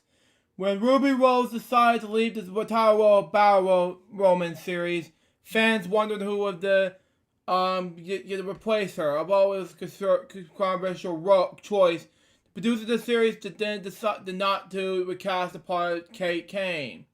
Instead, they want to find themselves. They want to find themselves a new actress to create an entirely new character to use name and costume. On Wednesday afternoon, the CW and DC Comics have announced that they cast former Godfrey enemy star Javiga Leslie as the new Batwoman. She'll make her debut in the Cape and Cow when the series premieres on the CW in January 2021. Guys, sorry to interrupt, but I also have Spyro the Dragon on the PlayStation 1. Yeah, we excited about you, Josh. Sorry about that, but go ahead. Okay, I'm sorry to interrupt, but I also have Spyro the Dragon on the PlayStation 1 as well. Hey, that's a great game to have. I actually have I actually have two Wheel of Fortune games on the PS1 too. I have the 1998 version of Wheel of Fortune and Wheel of Fortune Second Edition. But also on the PlayStation, I have the 2000 version of Family Feud. And go about the 2000 version of Family Feud with Louis Anderson, Josh. Not only have it for the PS1, I also have it for the PC. Yeah. Cool. I have Jeopardy Second Edition for the PC. I have The Price is Right for the PC. I have the 1998 PC version of Wheel of Fortune. And yeah, I have Jeopardy Second Edition for the PC. I have Wheel of Fortune Second Edition for the PC. I have The Price is Right for the PC. I have the 1998 PC version of Wheel of Fortune, the 1998 PC version of Jeopardy, and I also have the 2000 PC version of Family Feud. I'm planning getting The Price is Right 2010 and Family Feud 2010 for the PC very soon, probably for my birthday. And I forgot to tell you, Josh, I'm celebrating my birthday at Disney World this year. Oh, I did not know that. Oh. Yeah, they're actually Disney World is actually going to be reopening first thing tomorrow. Yeah, the first two theme parks that are reopening tomorrow, Josh, are the Magic Kingdom and Disney's Animal Kingdom. July 5th, and on July in about 5 days now, they're going to reopen Disney's Hollywood Studios, which I'll be celebrating my birthday at, and they're also going to be reopening Epcot, the experimental prototype community of tomorrow. Mm-hmm. And I know this off. Yeah, I know it's off. Okay, go on, Billy. Go on. Alright, but as I was saying, the only Disney park that has not been reopened yet is over down on the West Coast in Anaheim. That's the Disneyland Resort in California, and Disney's California Adventure.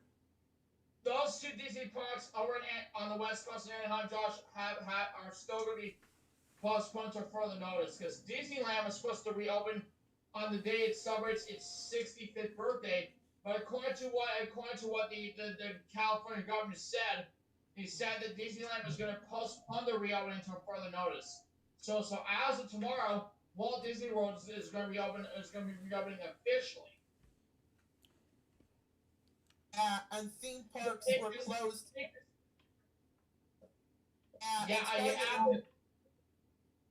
Go on, Josh. Sorry to interrupt, guys, but I know it's off topic, but theme parks most of them have been closed because of the coronavirus. Oh. What? Said most theme parks were closed because of the coronavirus, and I wasn't happy. But the only two parks that have not been open yet so far, that have not been open. I think the only theme parks that have not been open yet, Josh, is over in Anaheim, and that's Disneyland and Disney's California Adventure. Disney World's gonna be opening first thing tomorrow. Yeah, and another Disney park that I just found out last year is Star Wars Galaxy's Edge. Now, they actually have a Star Wars land over at Disney's Hollywood Studios, which I'm going to check out during my time on my birthday. So, but that's next to the Toy Story land at Disney's Hollywood Studios. Which they're going to be open, which will be reopening in 5 days. Wow. Let me tell you, Josh, I'm real excited to be going back to Disney World because I have not been to Disney World since January. So, and Disney World has not been opened up since the actual lockdown in March. Man. Wow. And let's see, April, May, June, July. So after nearly 4 months, Josh, Disney World is going to be reopening first thing tomorrow after 4 months of the lockdown due to COVID-19. Man. Yeah, and I have not been to any Disney theme parks or Universal theme parks ever since the before. Well, Luke is actually planning going to Disney World for the park's 50th anniversary next year. Yeah, and I want to go see World this year, you know? You didn't know this, Luke, Josh, but last year, April last year, Luke and I got together for a football game, and I even got to meet his parent. I even got to meet his family in person too. Yeah. His stepdad and his mother Karen. Wow. Your stepdad and your mother Luke, they're all part of the 300th episode as well. So at the end of the show, Luke, I would kindly ask to bring your entire family over so we can close the 300 show together. Yeah, I'll do that for you guys, and during that time, there will be a segment throughout the time being. Plus, during the in between highlights and then other things, I just don't know if Remix didn't have any topics left and other things. There's gonna be some things coming up for us, but that's just me, of course. I think that may be Remix One's only topic for the day, Luke. So if he does, then I say go ahead and get and I'm gonna say in my singing voice, spin the wheel. Okay.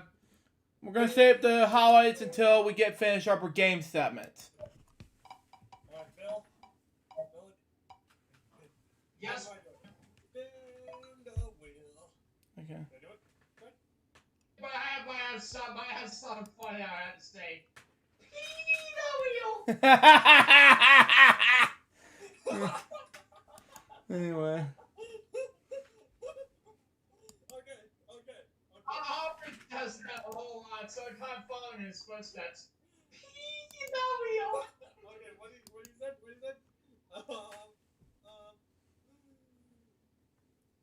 Okay. Mm-hmm. So, Billy, have you saw Dude, Where's My Car? Mm-hmm. Well, I actually not seen the movie Bowman, but I have to say it's really hilarious. Yeah. Lose on 18. Wins by number 1. No fit. Thank God. The scene was hilarious.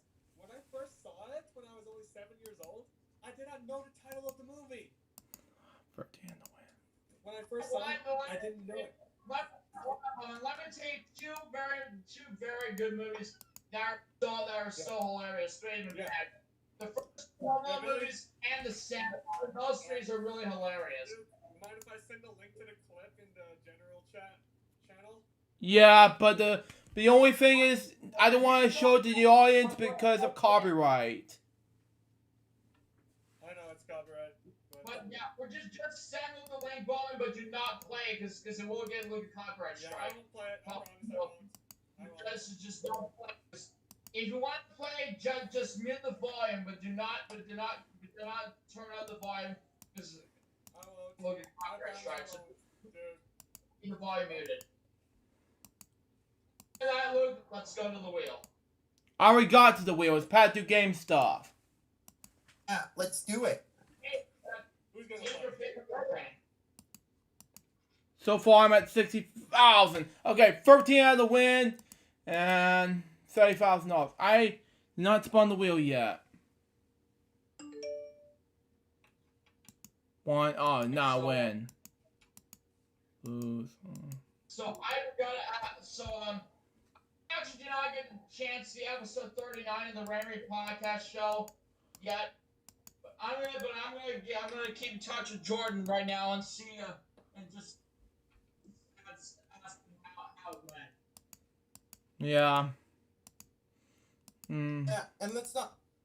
And guys, I'm sorry to interrupt, but really, I saw some of your videos, and I noticed that disabled the comments in your videos. Yeah, I disabled it because. I have to stay with the comments on Josh because I did not want to get any YouTube trolls out of the way. Yeah, exactly. When we do our live comments in the chat in the YouTube chat room, we have trolls coming around, and that's why we moved the chat room over to Discord. Yeah, and I had to disable the. Did the same thing to my videos because I don't want trolls as well. Lose. Oh, well. 7 had. Oh, 8 had the win. Okay. Also, Billy, I saw one of your surprise videos saying that you got a $1,000 envelope from the guys at Sony Picture Studios.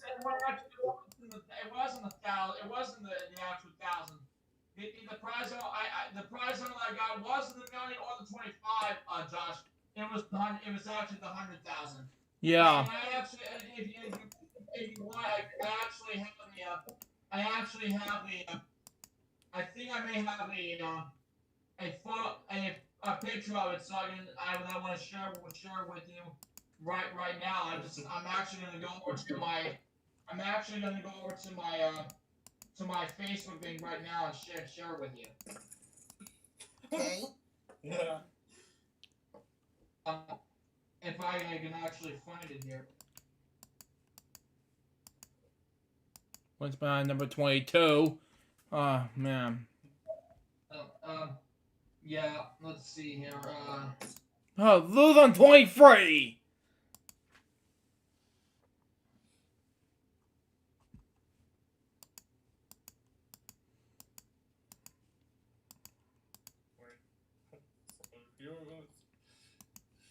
$160,000. Can this game be over with? I'd say it better be over. Oh, lose on number 5. I actually got this envelope this past between March and April. I actually shared with everyone on Facebook before I went out of town for a hockey game.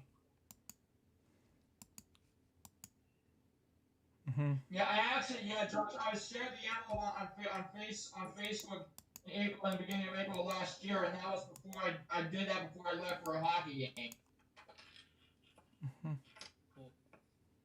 I was actually going to Tampa to watch a hockey game between Canadians and the Tampa Bay Lightning. I'll just smash it in the general direct message, Josh. So you're so.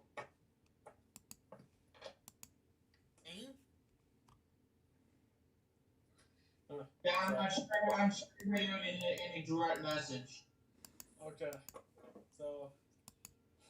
Alright. So I wonder what we could talk about since this is the 300th episode of the show. Here's the one. This is the 300. Yeah, yes. This is the 300th episode. And we've been doing the show for quite some time now. So. Yeah. And here's to another 300. Yep. I appreciate that. Until we get to 1,000 episodes. Wow. Okay. You know what, Bowman, Josh, and Luke? Right now, I just want to say from all to you, the viewers, I just want to say thank you for helping us get to 300 episodes, and hopefully very soon we'll celebrate our 600 show together. Yeah, we will soon. Shoot! I got disconnected. And then, when we get to another 100 episodes for each 100. Hold on. Let me try it again. 400. Yep. Yeah, actually, the countdown of our 400 episodes just begun. We'll be 99 episodes away from our 400. Yeah. So. In between those getting close to be about 500 plus, my mom is getting ready to be retiring. She's gonna write and publish her book soon. So there you go.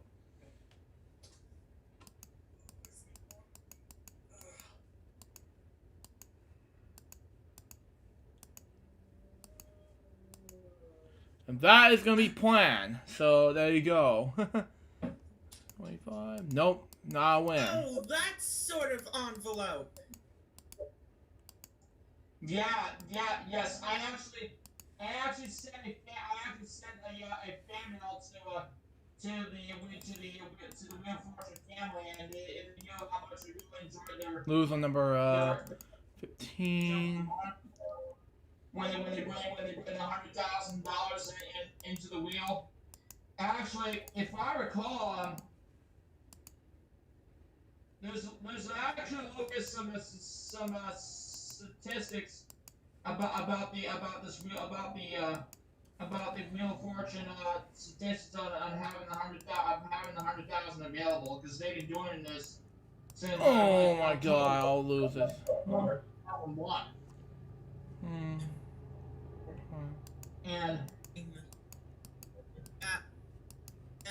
yeah, and Billy, Billy, where did you get that envelope? Did you make it yourself?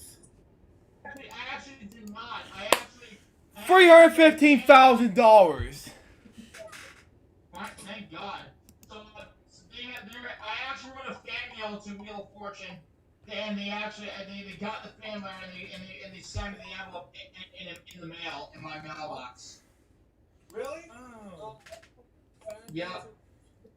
So as of right now, guys, according to Anthony, as of right now, according to One Green right now, there are 39 people that made it to the bonus fund and won the $100,000 prize. However, there has been 101 contestants that made it to the bonus fund but missed the 100,000. Oh wow. So right now, as far as the $100,000 prize is concerned, there has been 39 push, not bad. dropped to won the 100,000, and so far in Wheel of Fortune's history, there have been 3 contestants that have won the million. And I'm going to go over those 3 right now. Michelle Lowenstein with $1,026,080. Autumn, who went with $1,030,340. And is Sarah Manchester, who left us with $1,017,490. So we had not had $1 million winner since the beginning of season 32. So that's how you got at the $100,000 envelope. This was back in my old studio, where I had you see that envelope, you see the when you open it that's closed right now. You can see one of my that TV over there, and when you open it up, it has the Wheel of Fortune on the top part, and then the 100,000, and and the amount of money on the bottom.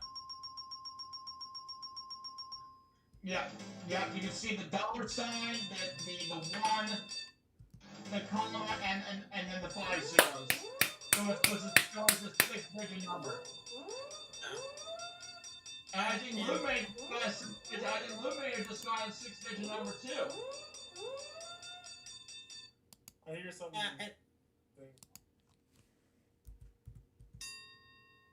What claims and what's for, Luke? $1 million on Stone Danger Card, Buzz on Danger Card, whatever you call it. My cards, and this is L4GSTV segments right now. Okay, $10,000 is not bad. So you played Danger Cards and won the million, huh? Yeah. Well, I think out of all that, I think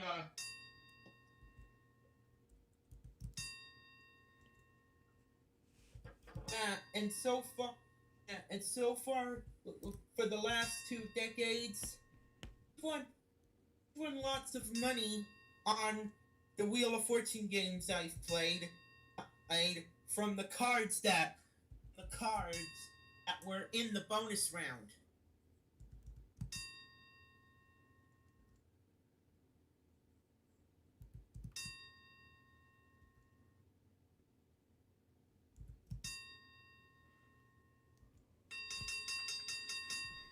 $35,000.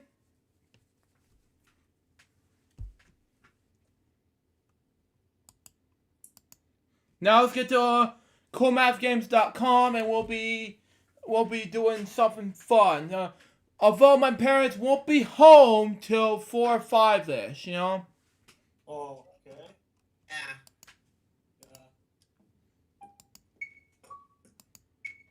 since you got the million in danger cards earlier, I think Jim Thorne has something to say. Jim?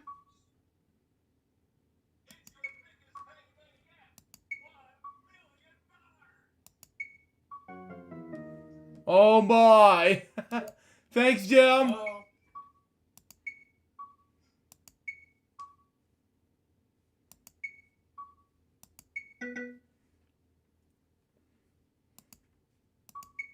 And so far, in some runs of the Wheel of Fortune games, I have won the million. Wow. Cool, good. Really good. Gosh.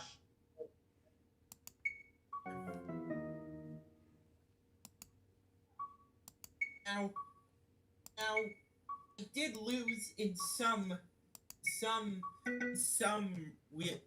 runs of Wheel of Fortune games, but I got the hang of winning.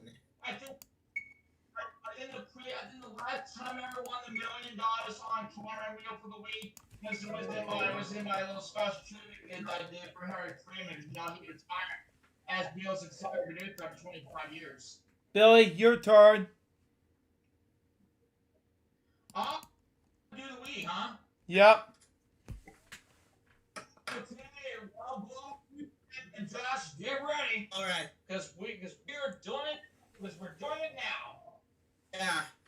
Let's get started. TV. All right, fire it up. Let's go. All right, my Wii remote. In fact, I have.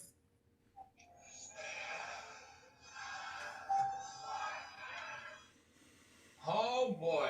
Yeah, old boy's right. In fact, I have a white remote. The first time it first for real in the show. Yep. Yep, and in fact, I got a white Wii remote too. Got a white remote? Well, so do I.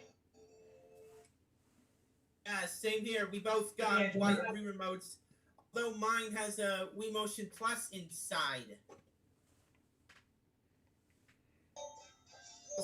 I also have a red Wii remote as well, and the Lego Build one. Well, Wheel of Fortune and Jeopardy are going to start filming their new seasons very soon, so let's go to Hollywood. Yep. Okay. And, oh, did make but let's be honest, Billy. I had to edit my knee to make it look like yours. Yeah, glasses.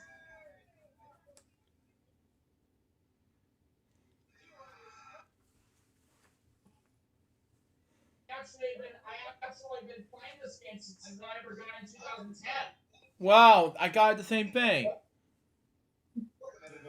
I think it was 2011 that I got this game. Let's be None of your business. None of your business. Yeah, what he said. None of your business. It's our business. Going to a what? Club? What?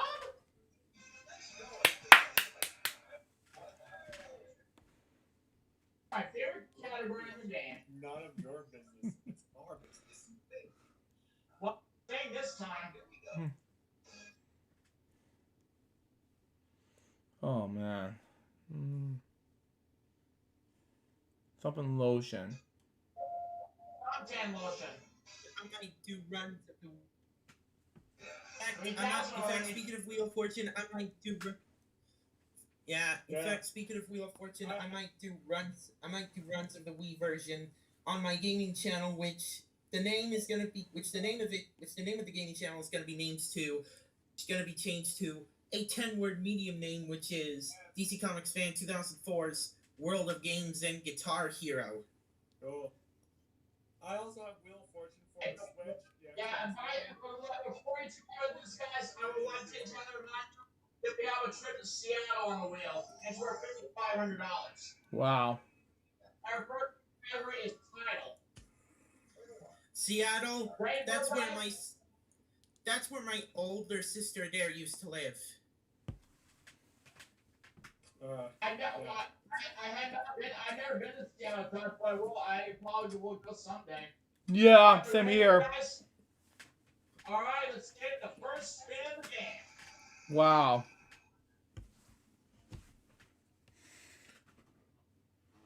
Start. Close. And we get 1 T out of that, $500 worth of it. Yeah, and by the way, our first round is the jackpot round. You know how that works. Yep. You spin the wheel, land on the jackpot round, guess the letter, and then solve it. And there's one hand. So, and also because of the jackpot, they actually have $500 each when they're on the jackpot way. But the jackpot does start at $5,000. The other topic I have, Irate Gamer versus AVGN coming summer of 2020. Okay. Alright, so let's go read this voice chat. See you guys later. Talk to you guys later. Yep. Okay. Okay. Because I got another meeting. I think, yep, what was it? It's 400. 8th place. I'm glad you're joining us, Josh. In fact, I also have Wheel of Fortune and Jeopardy on the Nintendo DS. I downloaded ROMs of it and put it onto my Nintendo DSi via homebrew. An SD card. Those are my topics of the 300th edition of FWO. Okay, that's fine. Alright, so what was that last time that we said, Luke? Irate Gamer versus AVGN coming summer of 2020. Thought so. S? You got it. Uh-huh.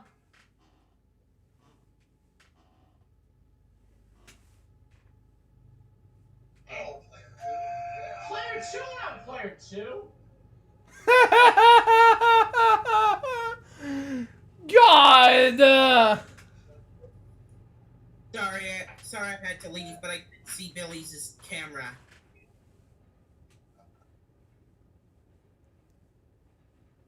Yeah, it's okay, Josh. You can see the camera just fine. But however, I had to turn the brightness down a little bit. Because if you did during that time, you guys would probably see a very blurry vision. 500. And I'm using my Chromebook currently, so it may end up lagging when I try to use it and try to join calls and yada yada. Okay. Oh, jackpot! Wow. There is an M.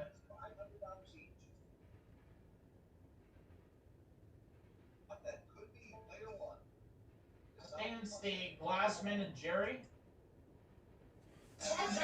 Jackpot!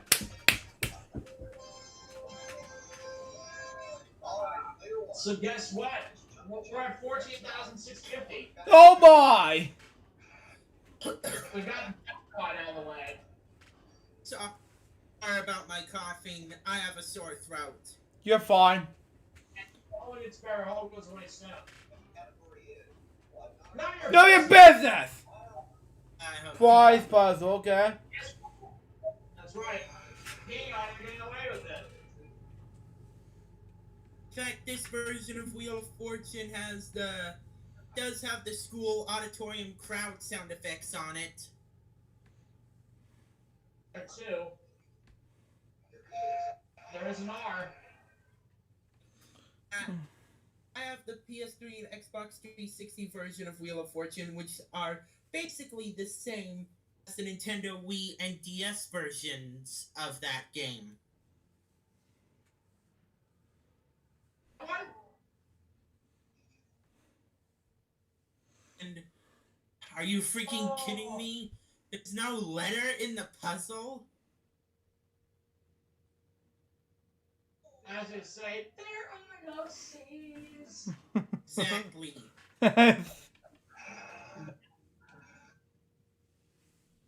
Get tagged. And 5 ends. Wow! Run something, something, something. Well, we still don't have any spendable cash, so spin again. Yeah, I'm gonna choose G for this one. Oh well. Hey, what's your turn? But it's okay, it's early. Yeah. We still have plenty of chances to gain the million anyway. Yep, Billy lost the gift tag.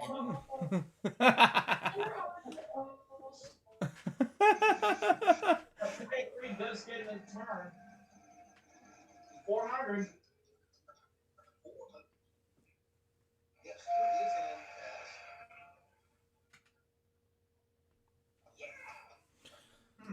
And today we wish James Wolf a happy 40th birthday today. Says Remix Plum. Happy 40th birthday to James Rolfe. Yep. No ad, but Laker does get another turn. He's on the free play. And he's going to spin again. Mm-hmm. This time he gets 500. Oh no! No F. Actually, there's no P. Oh. 300. G. Oh, what do you know? There is a G. Yeah. Bye. There's 2 eyes.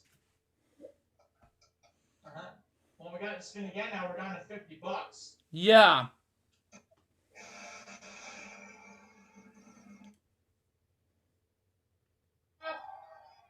Thank you. T. 1 T. Oh, we almost got the we almost got the bankrupt out of that. Good thing we did. Good thing we did, yeah. 500. H. All right. And I normally don't upload rated R content to YouTube. If I were to do so, I have to age restrict them. Yeah, running in the sand. That's it. Mm-hmm. Running in the sand. I really have to age restrict them in order to have They are Miami. on YouTube. Guess what? The prize was a trip to Miami. Wow. Never been to Miami before. Yeah, have I. But the solution to that though was running in the sand. Yeah. But airplane trips are expensive. Yeah. I had to be on the West Coast 4 years ago, and I was over in Portland. But let's go to the mystery round and see how we're doing that one. It's the last round of the million. And there's like an air button. Category. It's El Cheapo. J-Bo. Cheapo. Not a lot of people up there, but yeah, we do. And the on-air, and Aubrey has an on-air button. He did make one himself. I know there's an on-air, and I know there's a lot of, and now there's an on-air button that you can order online, but they're expensive. I think he customized it, and I think he showed us this on-air button during one of his videos of his playing DVD collection. Yeah. Player just got 400, and I just went on a bankrupt. And there's no S, so order play free. And let's be off topic on you guys, but I know there's some on-air. I know there's already on-air buttons that you can buy, but they are expensive, and it costs Parker to install. Hold it, stop, Josh. Just like $1 million wedge. Holy cow! There's gotta be a T. And there is a T. You're gonna pick it up. Hooray! They're expensive, but with the right amount of materials, you can make your own on-air button for less than $20. All I need to do now is go avoid the bankrupt. 500. R? There is an R. I got mine to buy Val now, so it's buy me. You got it. I know what this is, guys. So I think we're gonna keep $1 million as it should be. And we're gonna give our computer players a chance to solve the next toss-up. The solution to this thing is true love.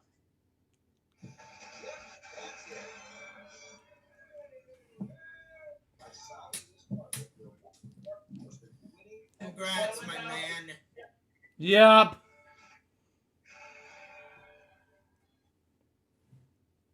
Here we go. We're going to give our computer players a chance to solve the store toss-up, which is an event. So to your player 2 or player 3 on this one.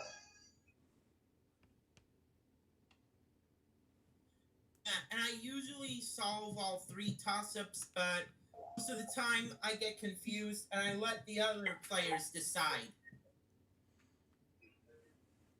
I'd rather let my computer players solve the third toss-up just to keep the million safe. Okay. Remember steady rain. People is the category for our next round. Player 3. This round.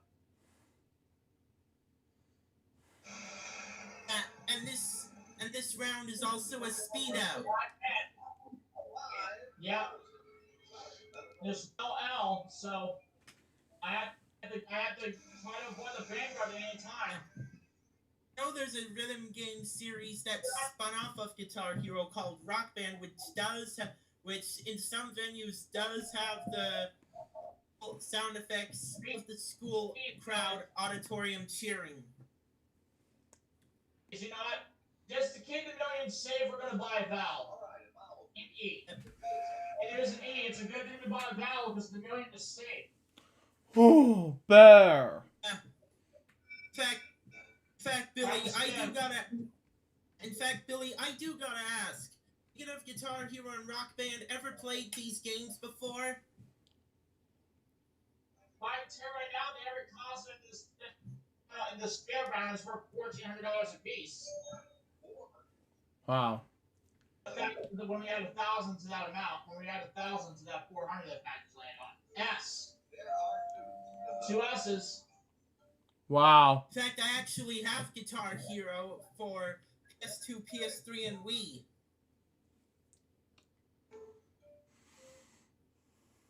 I. And I also have Clone Hero on my school computer. R.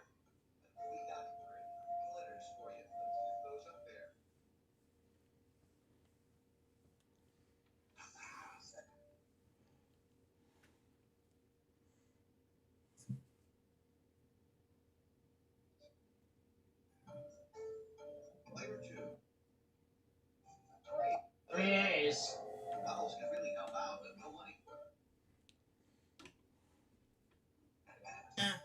And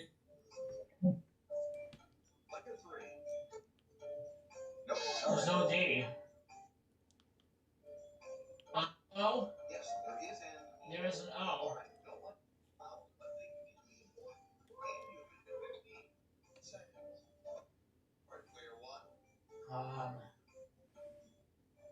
restaurant something. Hmm. I think it's waiters. No, it can't be waiters. It can't be, no.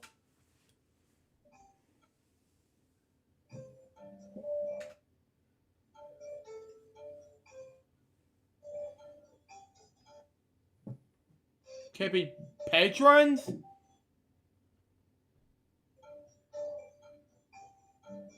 It could be. Well. Wait.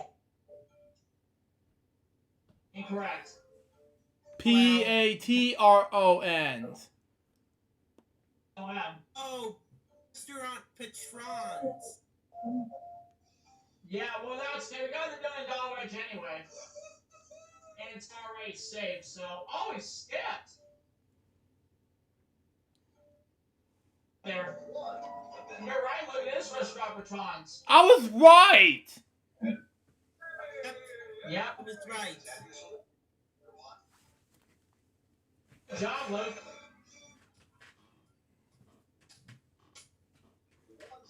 Congratulations, Billy, my man. You've won the Speedo. 30,800, yep. And we have a shot at $1 million coming up. So 1,000 for player 2, 3,000 for player 3. Third toss up.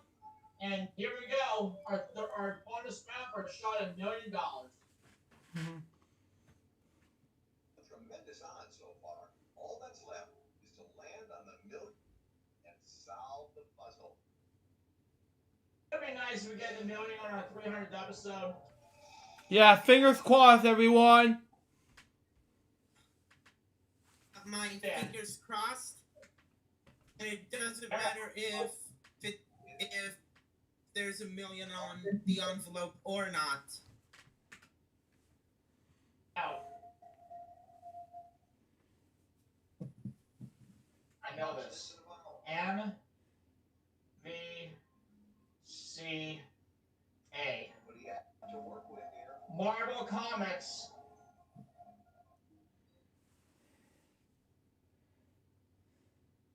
Puzzle. For the million.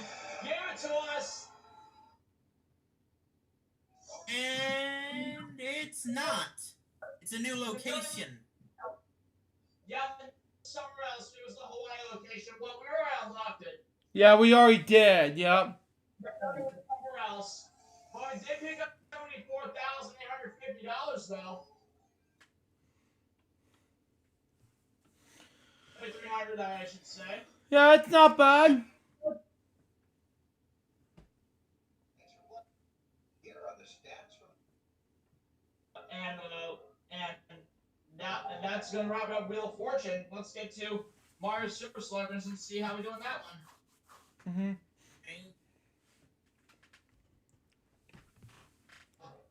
However, we're only going to be doing about 3 innings of Mario Super Sluggers because I know we have to get the Wii Sports we have to get the Wii Sports Baseball and everything. Mm-hmm. I still have the order my food from that restaurant I was telling Luke about. Be right back because I gotta get some. Yeah. We made it to 2 innings of Mario Super Sluggers. A baseball because I have to Yeah. and order my done.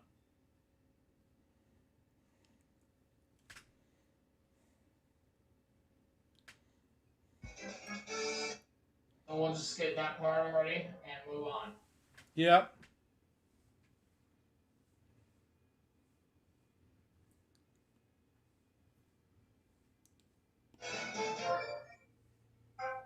Alright, so get that out of the way. Do 2 innings of baseball. Let me get my team situated here. Exhibition, Mario Stadium. They're playing Mario. And Bowser's going on who's facing against. Back, guys. I just had to get myself a can of lemonade. 0 sugar that's lemonade good. to be exact. Mm-hmm. I got me, Luigi, Donkey Kong, Diddy Kong, Tiny Kong, Mario. I'll put my cap on and show it to you guys for proof. Mate, oh my god! The camera's all weird. Remember Minute Maid? Yeah. Made OJ. OJ, yeah.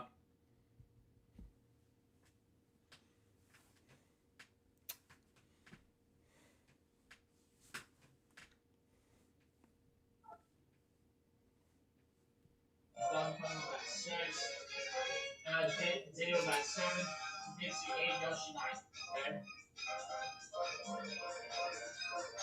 Well, why don't you go to 3? Go about go some 3 innings. So we'll go 3 innings in this game. Mm-hmm. I have not played Super Mario Brothers. It's Mario Super Sluggers, and guess what, guys? We're gonna be back first. Oh. Hey, the orange thing. That's what my knee is. Oh! And I never played. Home run!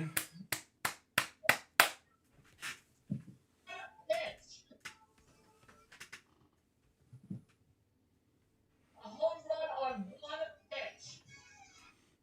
Haha! 1 pitch. What a pitch indeed! This pitch is gonna go foul ball. Come on, Mario. Wait for the well, there you go. 2 straight home runs on 2 zip. Goodbye.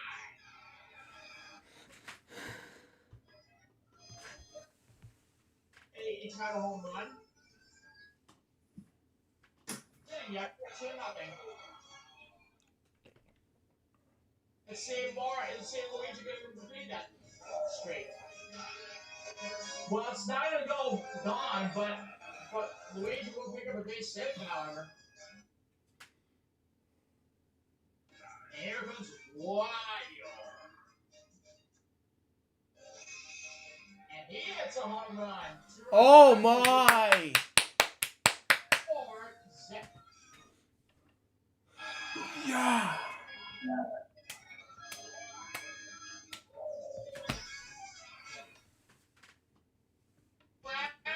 Luigi.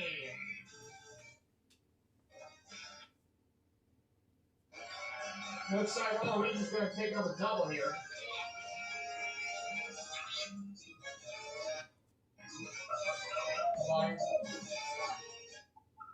Pause right there for a moment.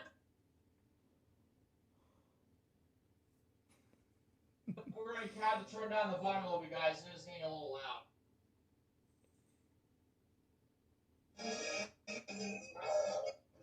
But moving on. Alright, then this may go for a home run. Well, 2-run shot. Hooray! In fact, My white remote has the black strap from third-party Wii accessories. Okay.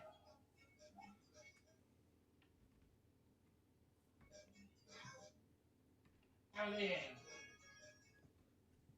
Ow. Aim, I should say. The remote jackets broke.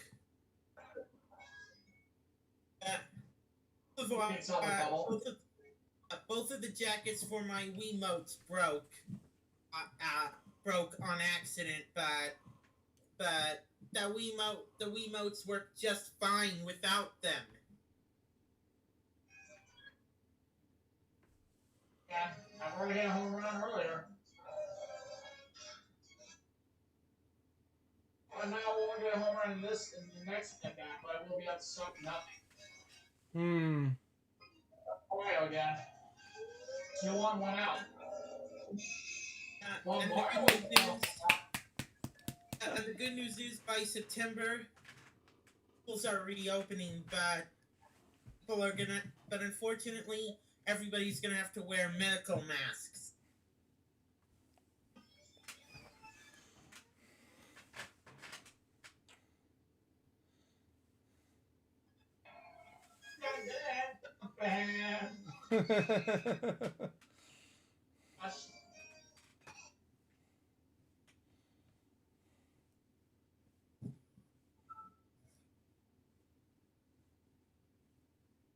Dental masks.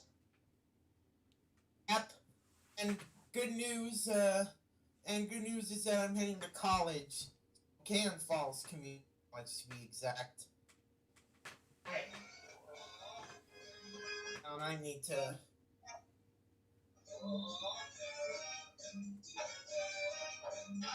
Foul ball.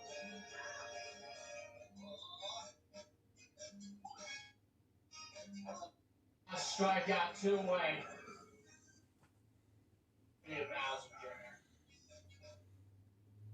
We're on 10-0.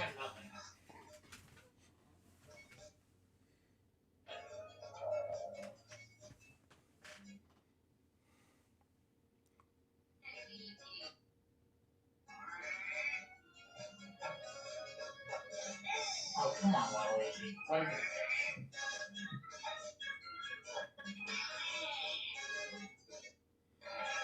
That's good enough to do against Wario in the third base. Let's go, DK. Whoopsie. Home run again. 3-run shot.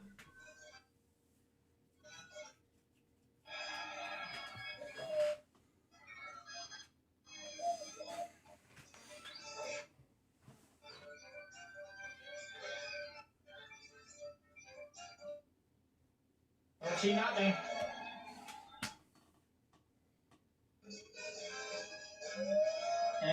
And we're still in the top of the first here with 2 gone.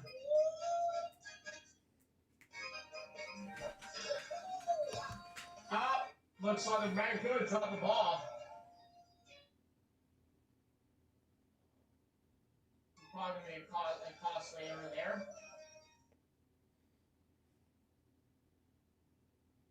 And the inning.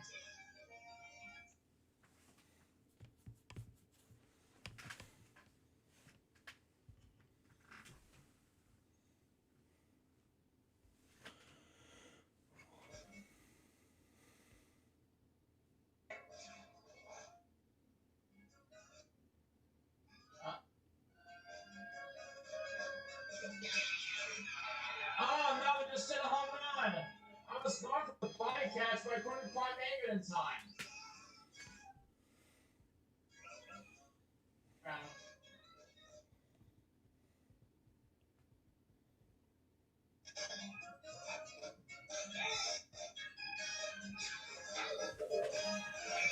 Oh, man. I gotta work on my strengths here. Excuse me. Lost Josh, unfortunately. Yeah. I don't know why. That's right. We got a double play on that move. That's right.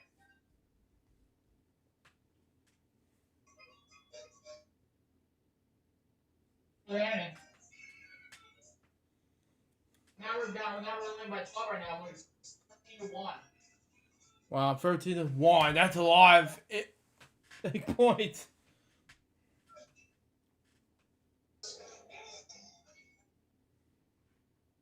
In baseball and softball, it's runs.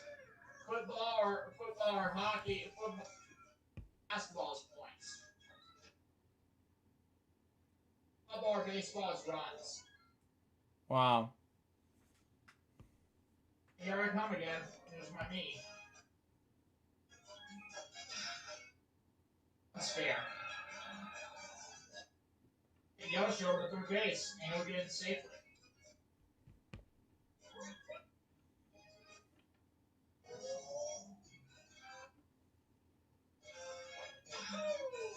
That's gonna be gone.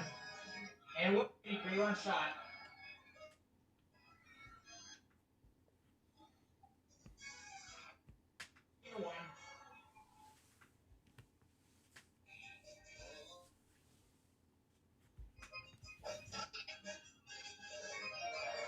Okay, and then we'll get Luigi over to second base and a stand up double.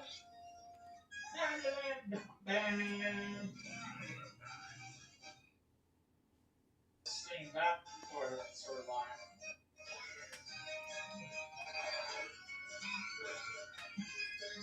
First and third, nobody out. And Josh has returned. Yep. Yeah. By the way, Josh wrote 16-1. Oh. Luigi's gonna get a 3-run shot.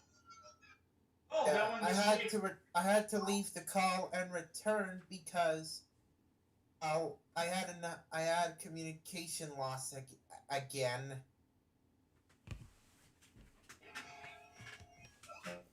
And one now, while Luigi just did a 3-run homer.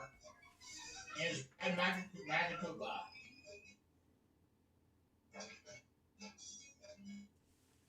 There.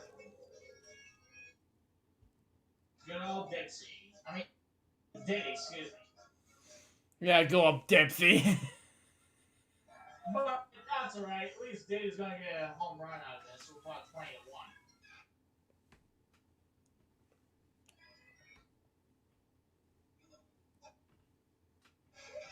20 out of 1. Wow. 20-1. Yes.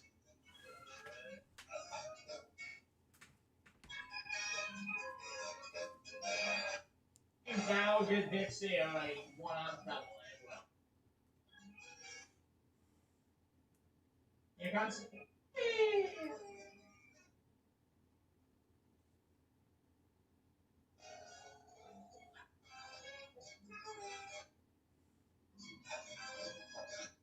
Oh well. Come on, try again. And Yoshi strikes out. Speaking of baseball, I know it's off topic, but are movies about baseball, one of them being Angels in the Outfield from 1994. Remember that one? Yeah, same here. Saw a trailer for it on 1995 VHS of The Lion King. Yeah. Remember that one? Yep, and by we're at 21-1 right now. We just picked up another 8 more runs out of that. The 13 we picked up in the first inning.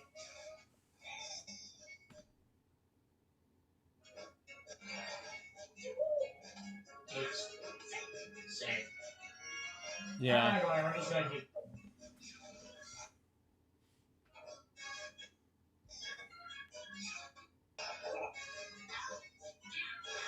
Oh, double play. Nice.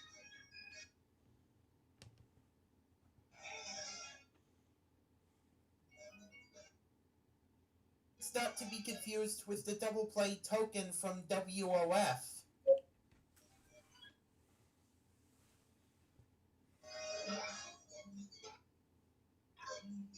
What the double play token of what?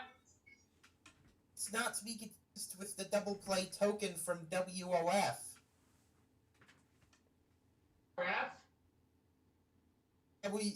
WOF. That's short for Wheel of Fortune.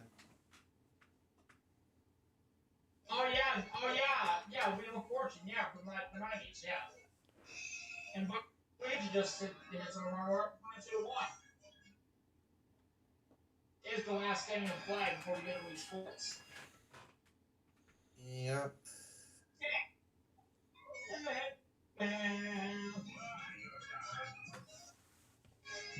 Here we go. The yellow mine show comes in. That one's foul.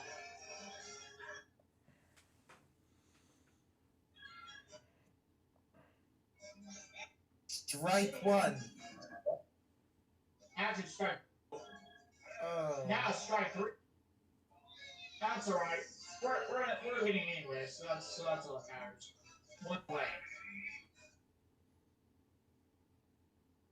Now wait for the pitch. Swing and miss again. Or got one way, but it's gonna go foul. Start two. This one will be two gone.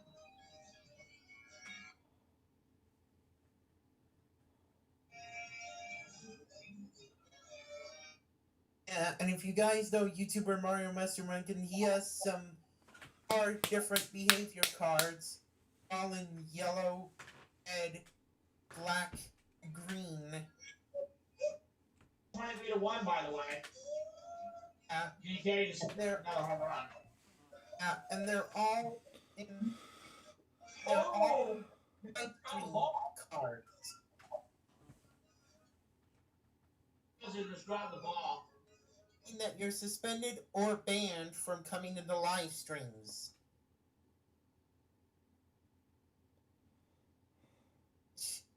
Green, the good card of all is the green card. So far, everyone has that card.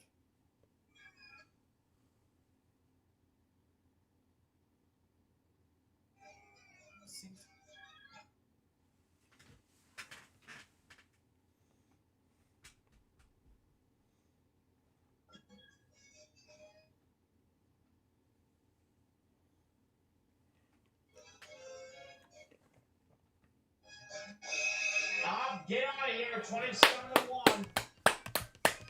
The 3-run shot. Yeah.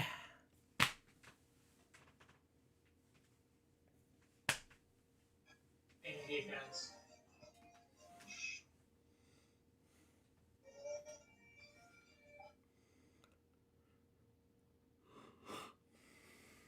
And the MVP of this game with that 3-run shot. By the way, it's C. Nearly home run. And Mario strikes out.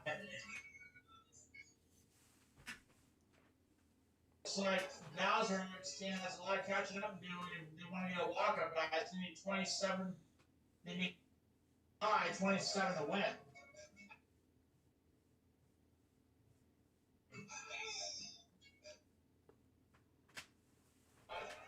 One away. That's 2 outs.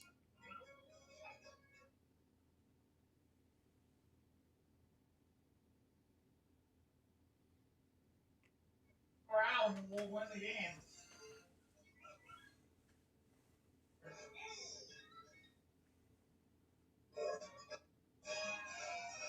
Ball game. Mario wins.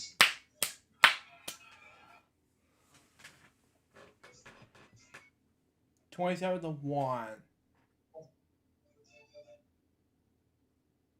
Here, this is game and I am.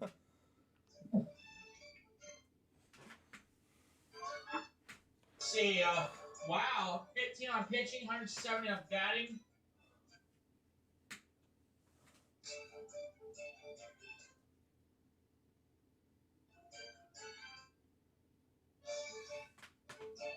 And he's jumping up and down for joy. Look at this. I did.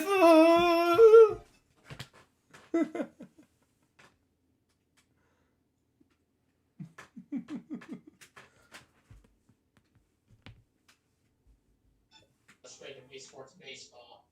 Yeah, Josh, we won the game 27-1, and I was the MVP of the game. 27-1 is the final score. Mario won the win. Oh man. Yeah. Guys, everybody's tired right now. Yeah. We'll probably wake up after we do our baseball game stuff, Wii Sports. So Yeah. I'm just ready to get Wii Sports started. Yeah. I also expect my package comment in the mail, but that's just me. And also, I have a party with the Springcast crew on Hangouts, which is 12:30 in my area. So you're on the West Coast, huh? East Coast. I believe so. Let me look up United States of America West.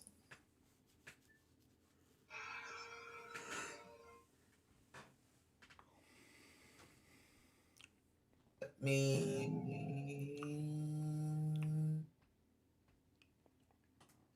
check. North America. So you're on the West Coast. Oh. Well, let me check. Yeah. West Coast. I'm in the West Coast.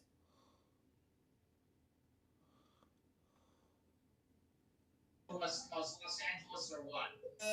Washington, as in like Cheney, Washington. Okay. Come on.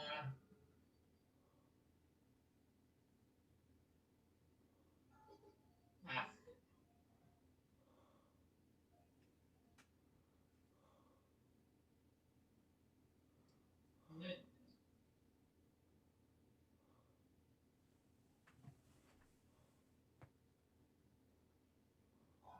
Come on.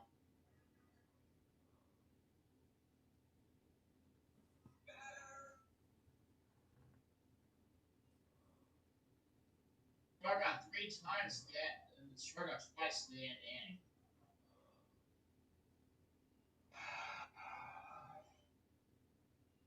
A double on this.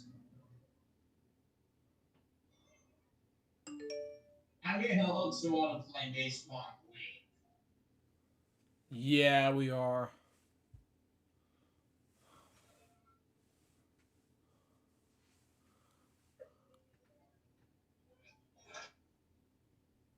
Nice. 2 straight outs.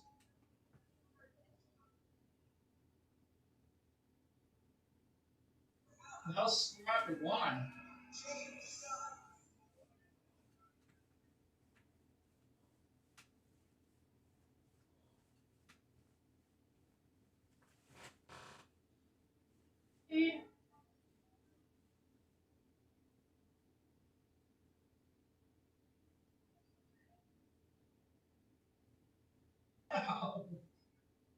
Foul ball again.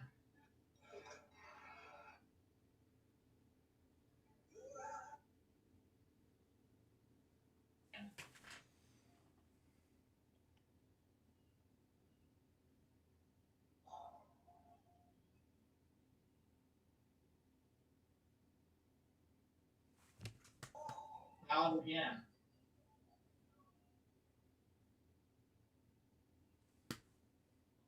Again.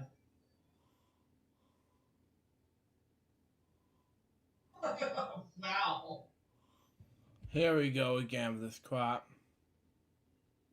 No, yeah, I had too many foul balls. Come on. That's out of here. Hooray!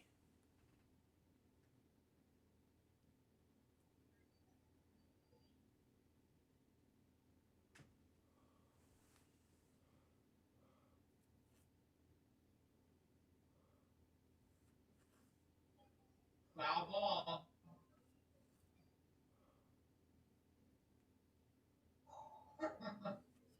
No.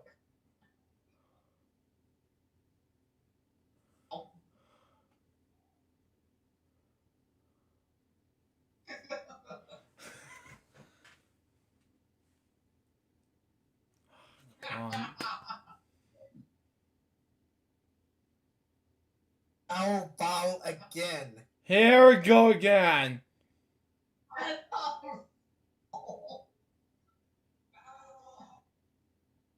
Another foul ball? Are you kidding me?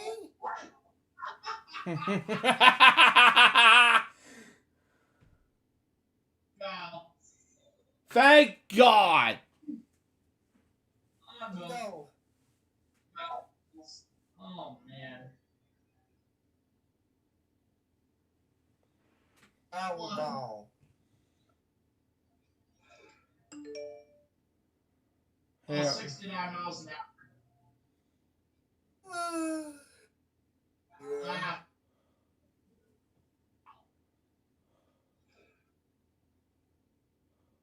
I know this is off topic, but Wii Sports Baseball is not part of Major League Baseball.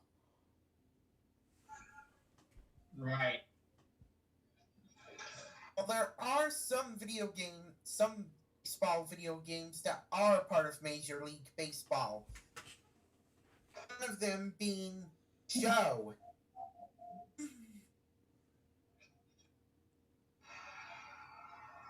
It's gonna get there for the other team. And I gotta keep them scoring. Yeah. Well, there are some newer PS2 games that were released throughout the 2010s decade till decade. All sports games.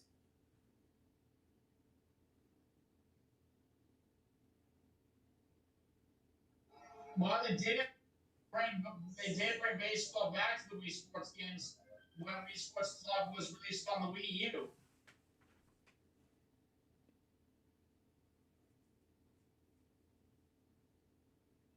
We're down 4-1. Oh God. Hey guys, so we're gonna have to do some catching up. Yep.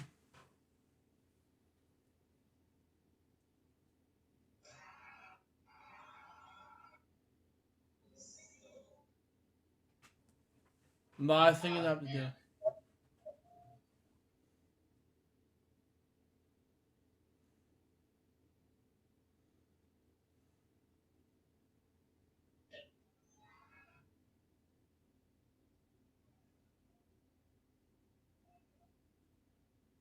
It's 2 more runs, the game's over, and we lose on a mercy roll. Oh, I got the out there.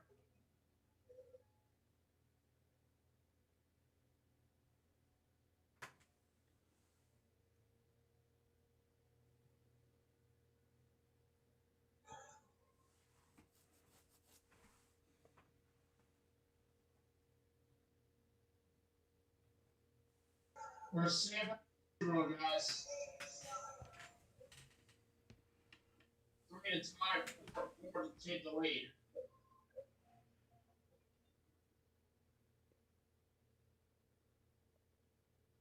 Our last 2 outs. Bear makes some company. Yep.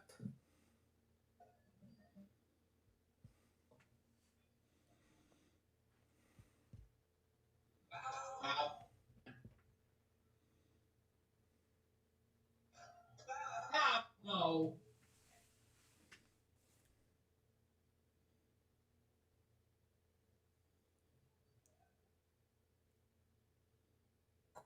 Oh, Seriously, come on. Struck out.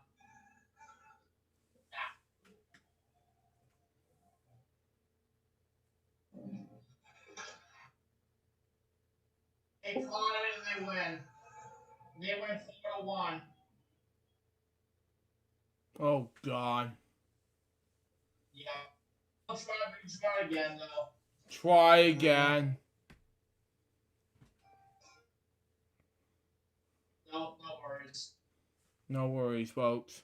We'll get this. We'll take our first game.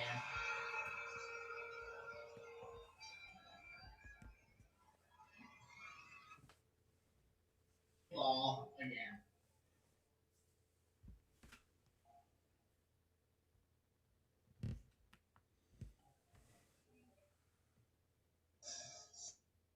Out.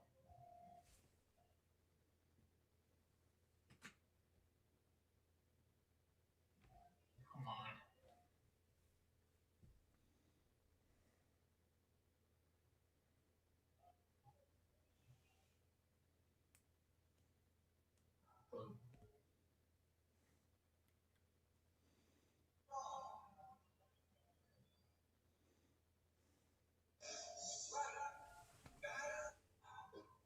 Oh no.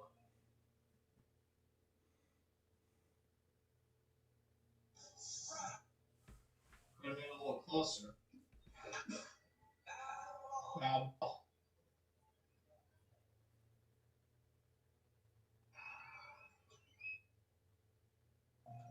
Single. Ha.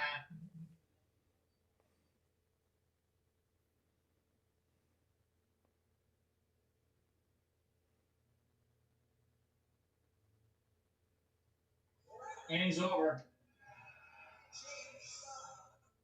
Oh man, I got scoring here. Yeah.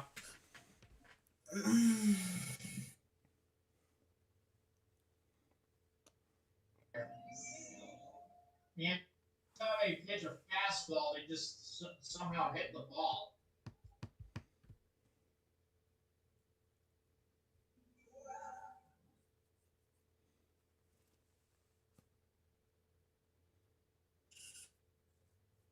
Foul ball, I'm gonna see him hit a foul ball or get a strike.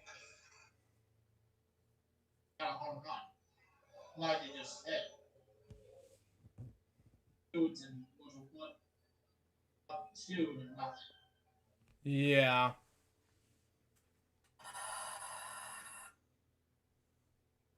Sorry.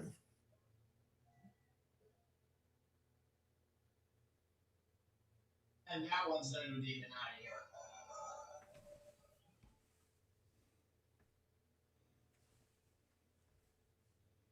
Oh, for a game for a pitching fastball like that, that worked on it.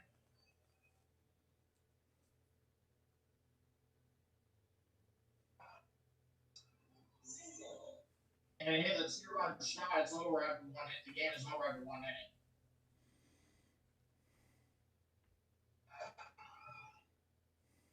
I believe we'll lead on it actually.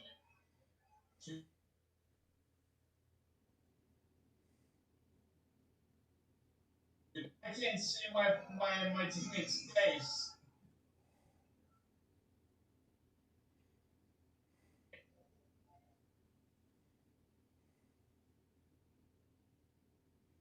What?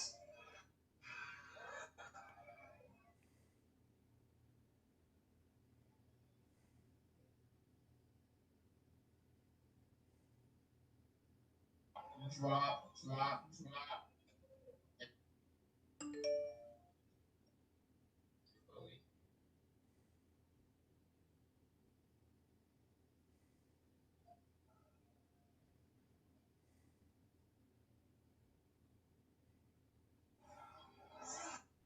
Wow.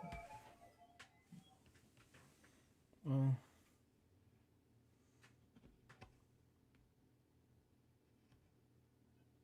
Foul ball.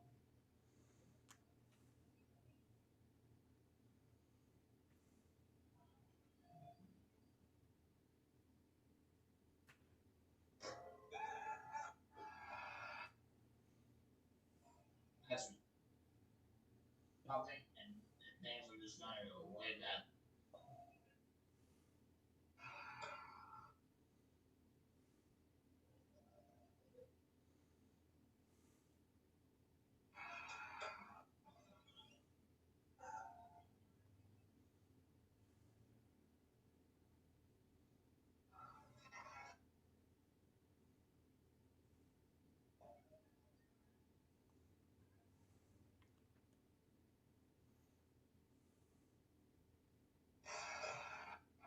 Foul ball.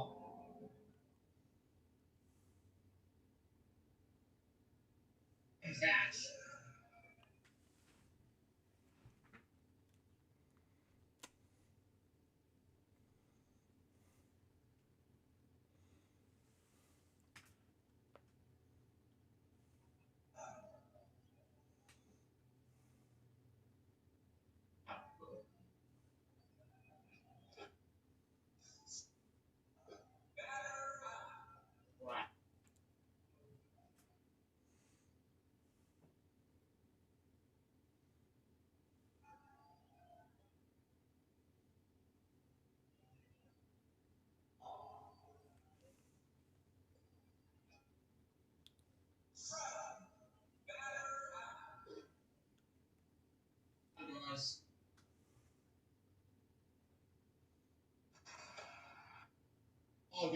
play wins.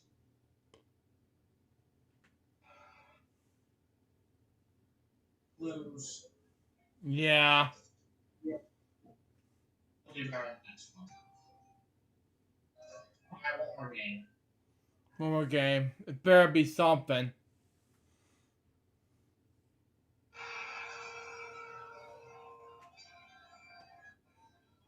And we're taking on Sarah this time. Mm-hmm.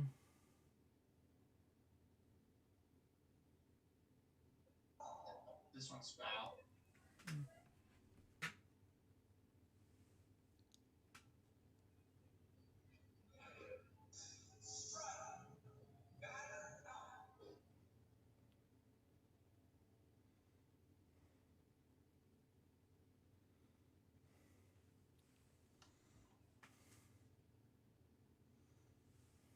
I gotta go, guys, cause I have a party with Springcast. I will be back. Not for the rest. It doesn't matter when I'll be back. Not for the rest of the stream, or and I'll be back for the rest of the stream. Still, Okay. here, I'll be right back. Alright, well, the stream's gonna end. Well, the setting's gonna end after this game. That's fine. Yep, because we're down. We're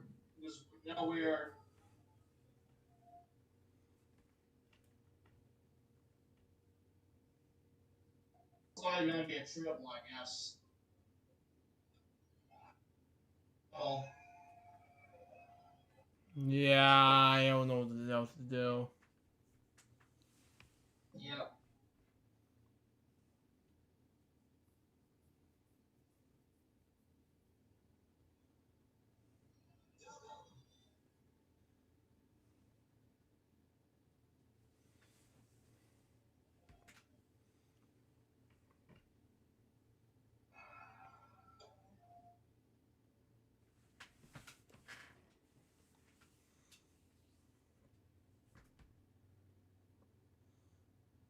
Oh.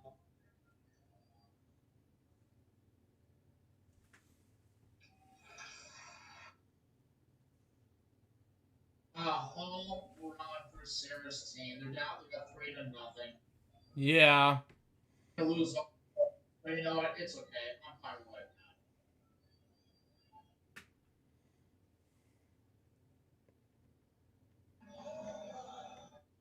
Man, these computer phones just too good. Man.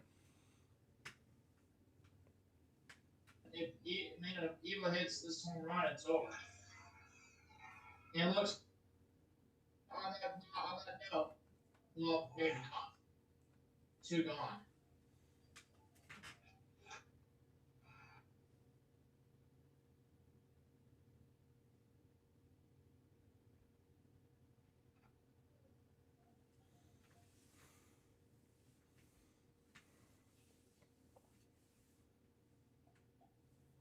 Won't happen the first thing, however. Mm-hmm.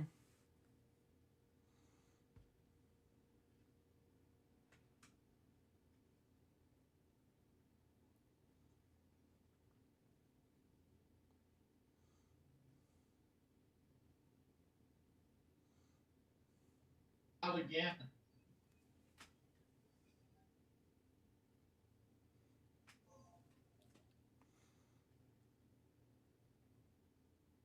Oh, another foul. Here we go again. And a strikeout.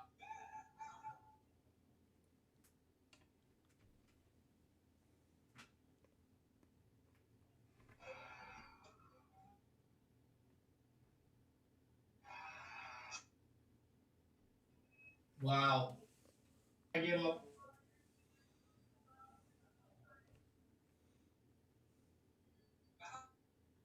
Wow.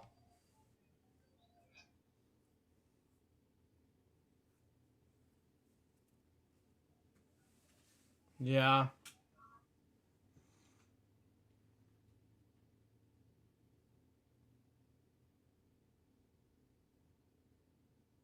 Already.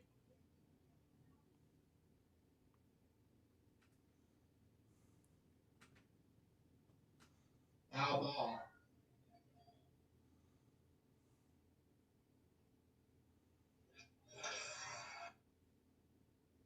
Oh, man, got a home run. But a double's going to end it, though.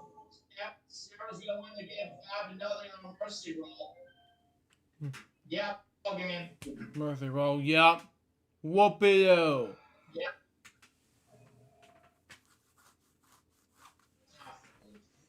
Yep. Alright, well, look, I know you're going to get your announcement, but I'm going to get out of here because I got to order my food now. Yeah, you gotta order your food, yep. Yep.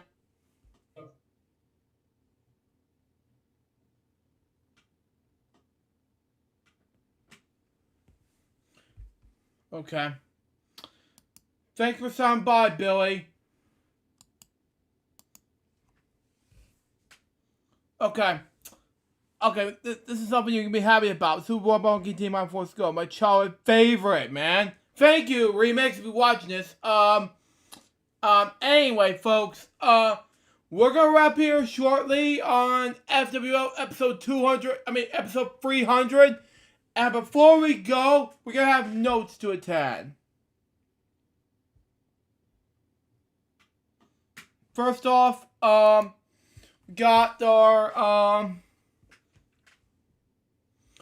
our box video for today. July 10th, 2020, followed by Elgin 2020 Day 193. Then on July 11th, Elgin 20/Kwelp Vlogs episode 33, and Elgin Reacts episodes 521 to 525. Then Elgin 2020 Day 194. This is gonna be huge.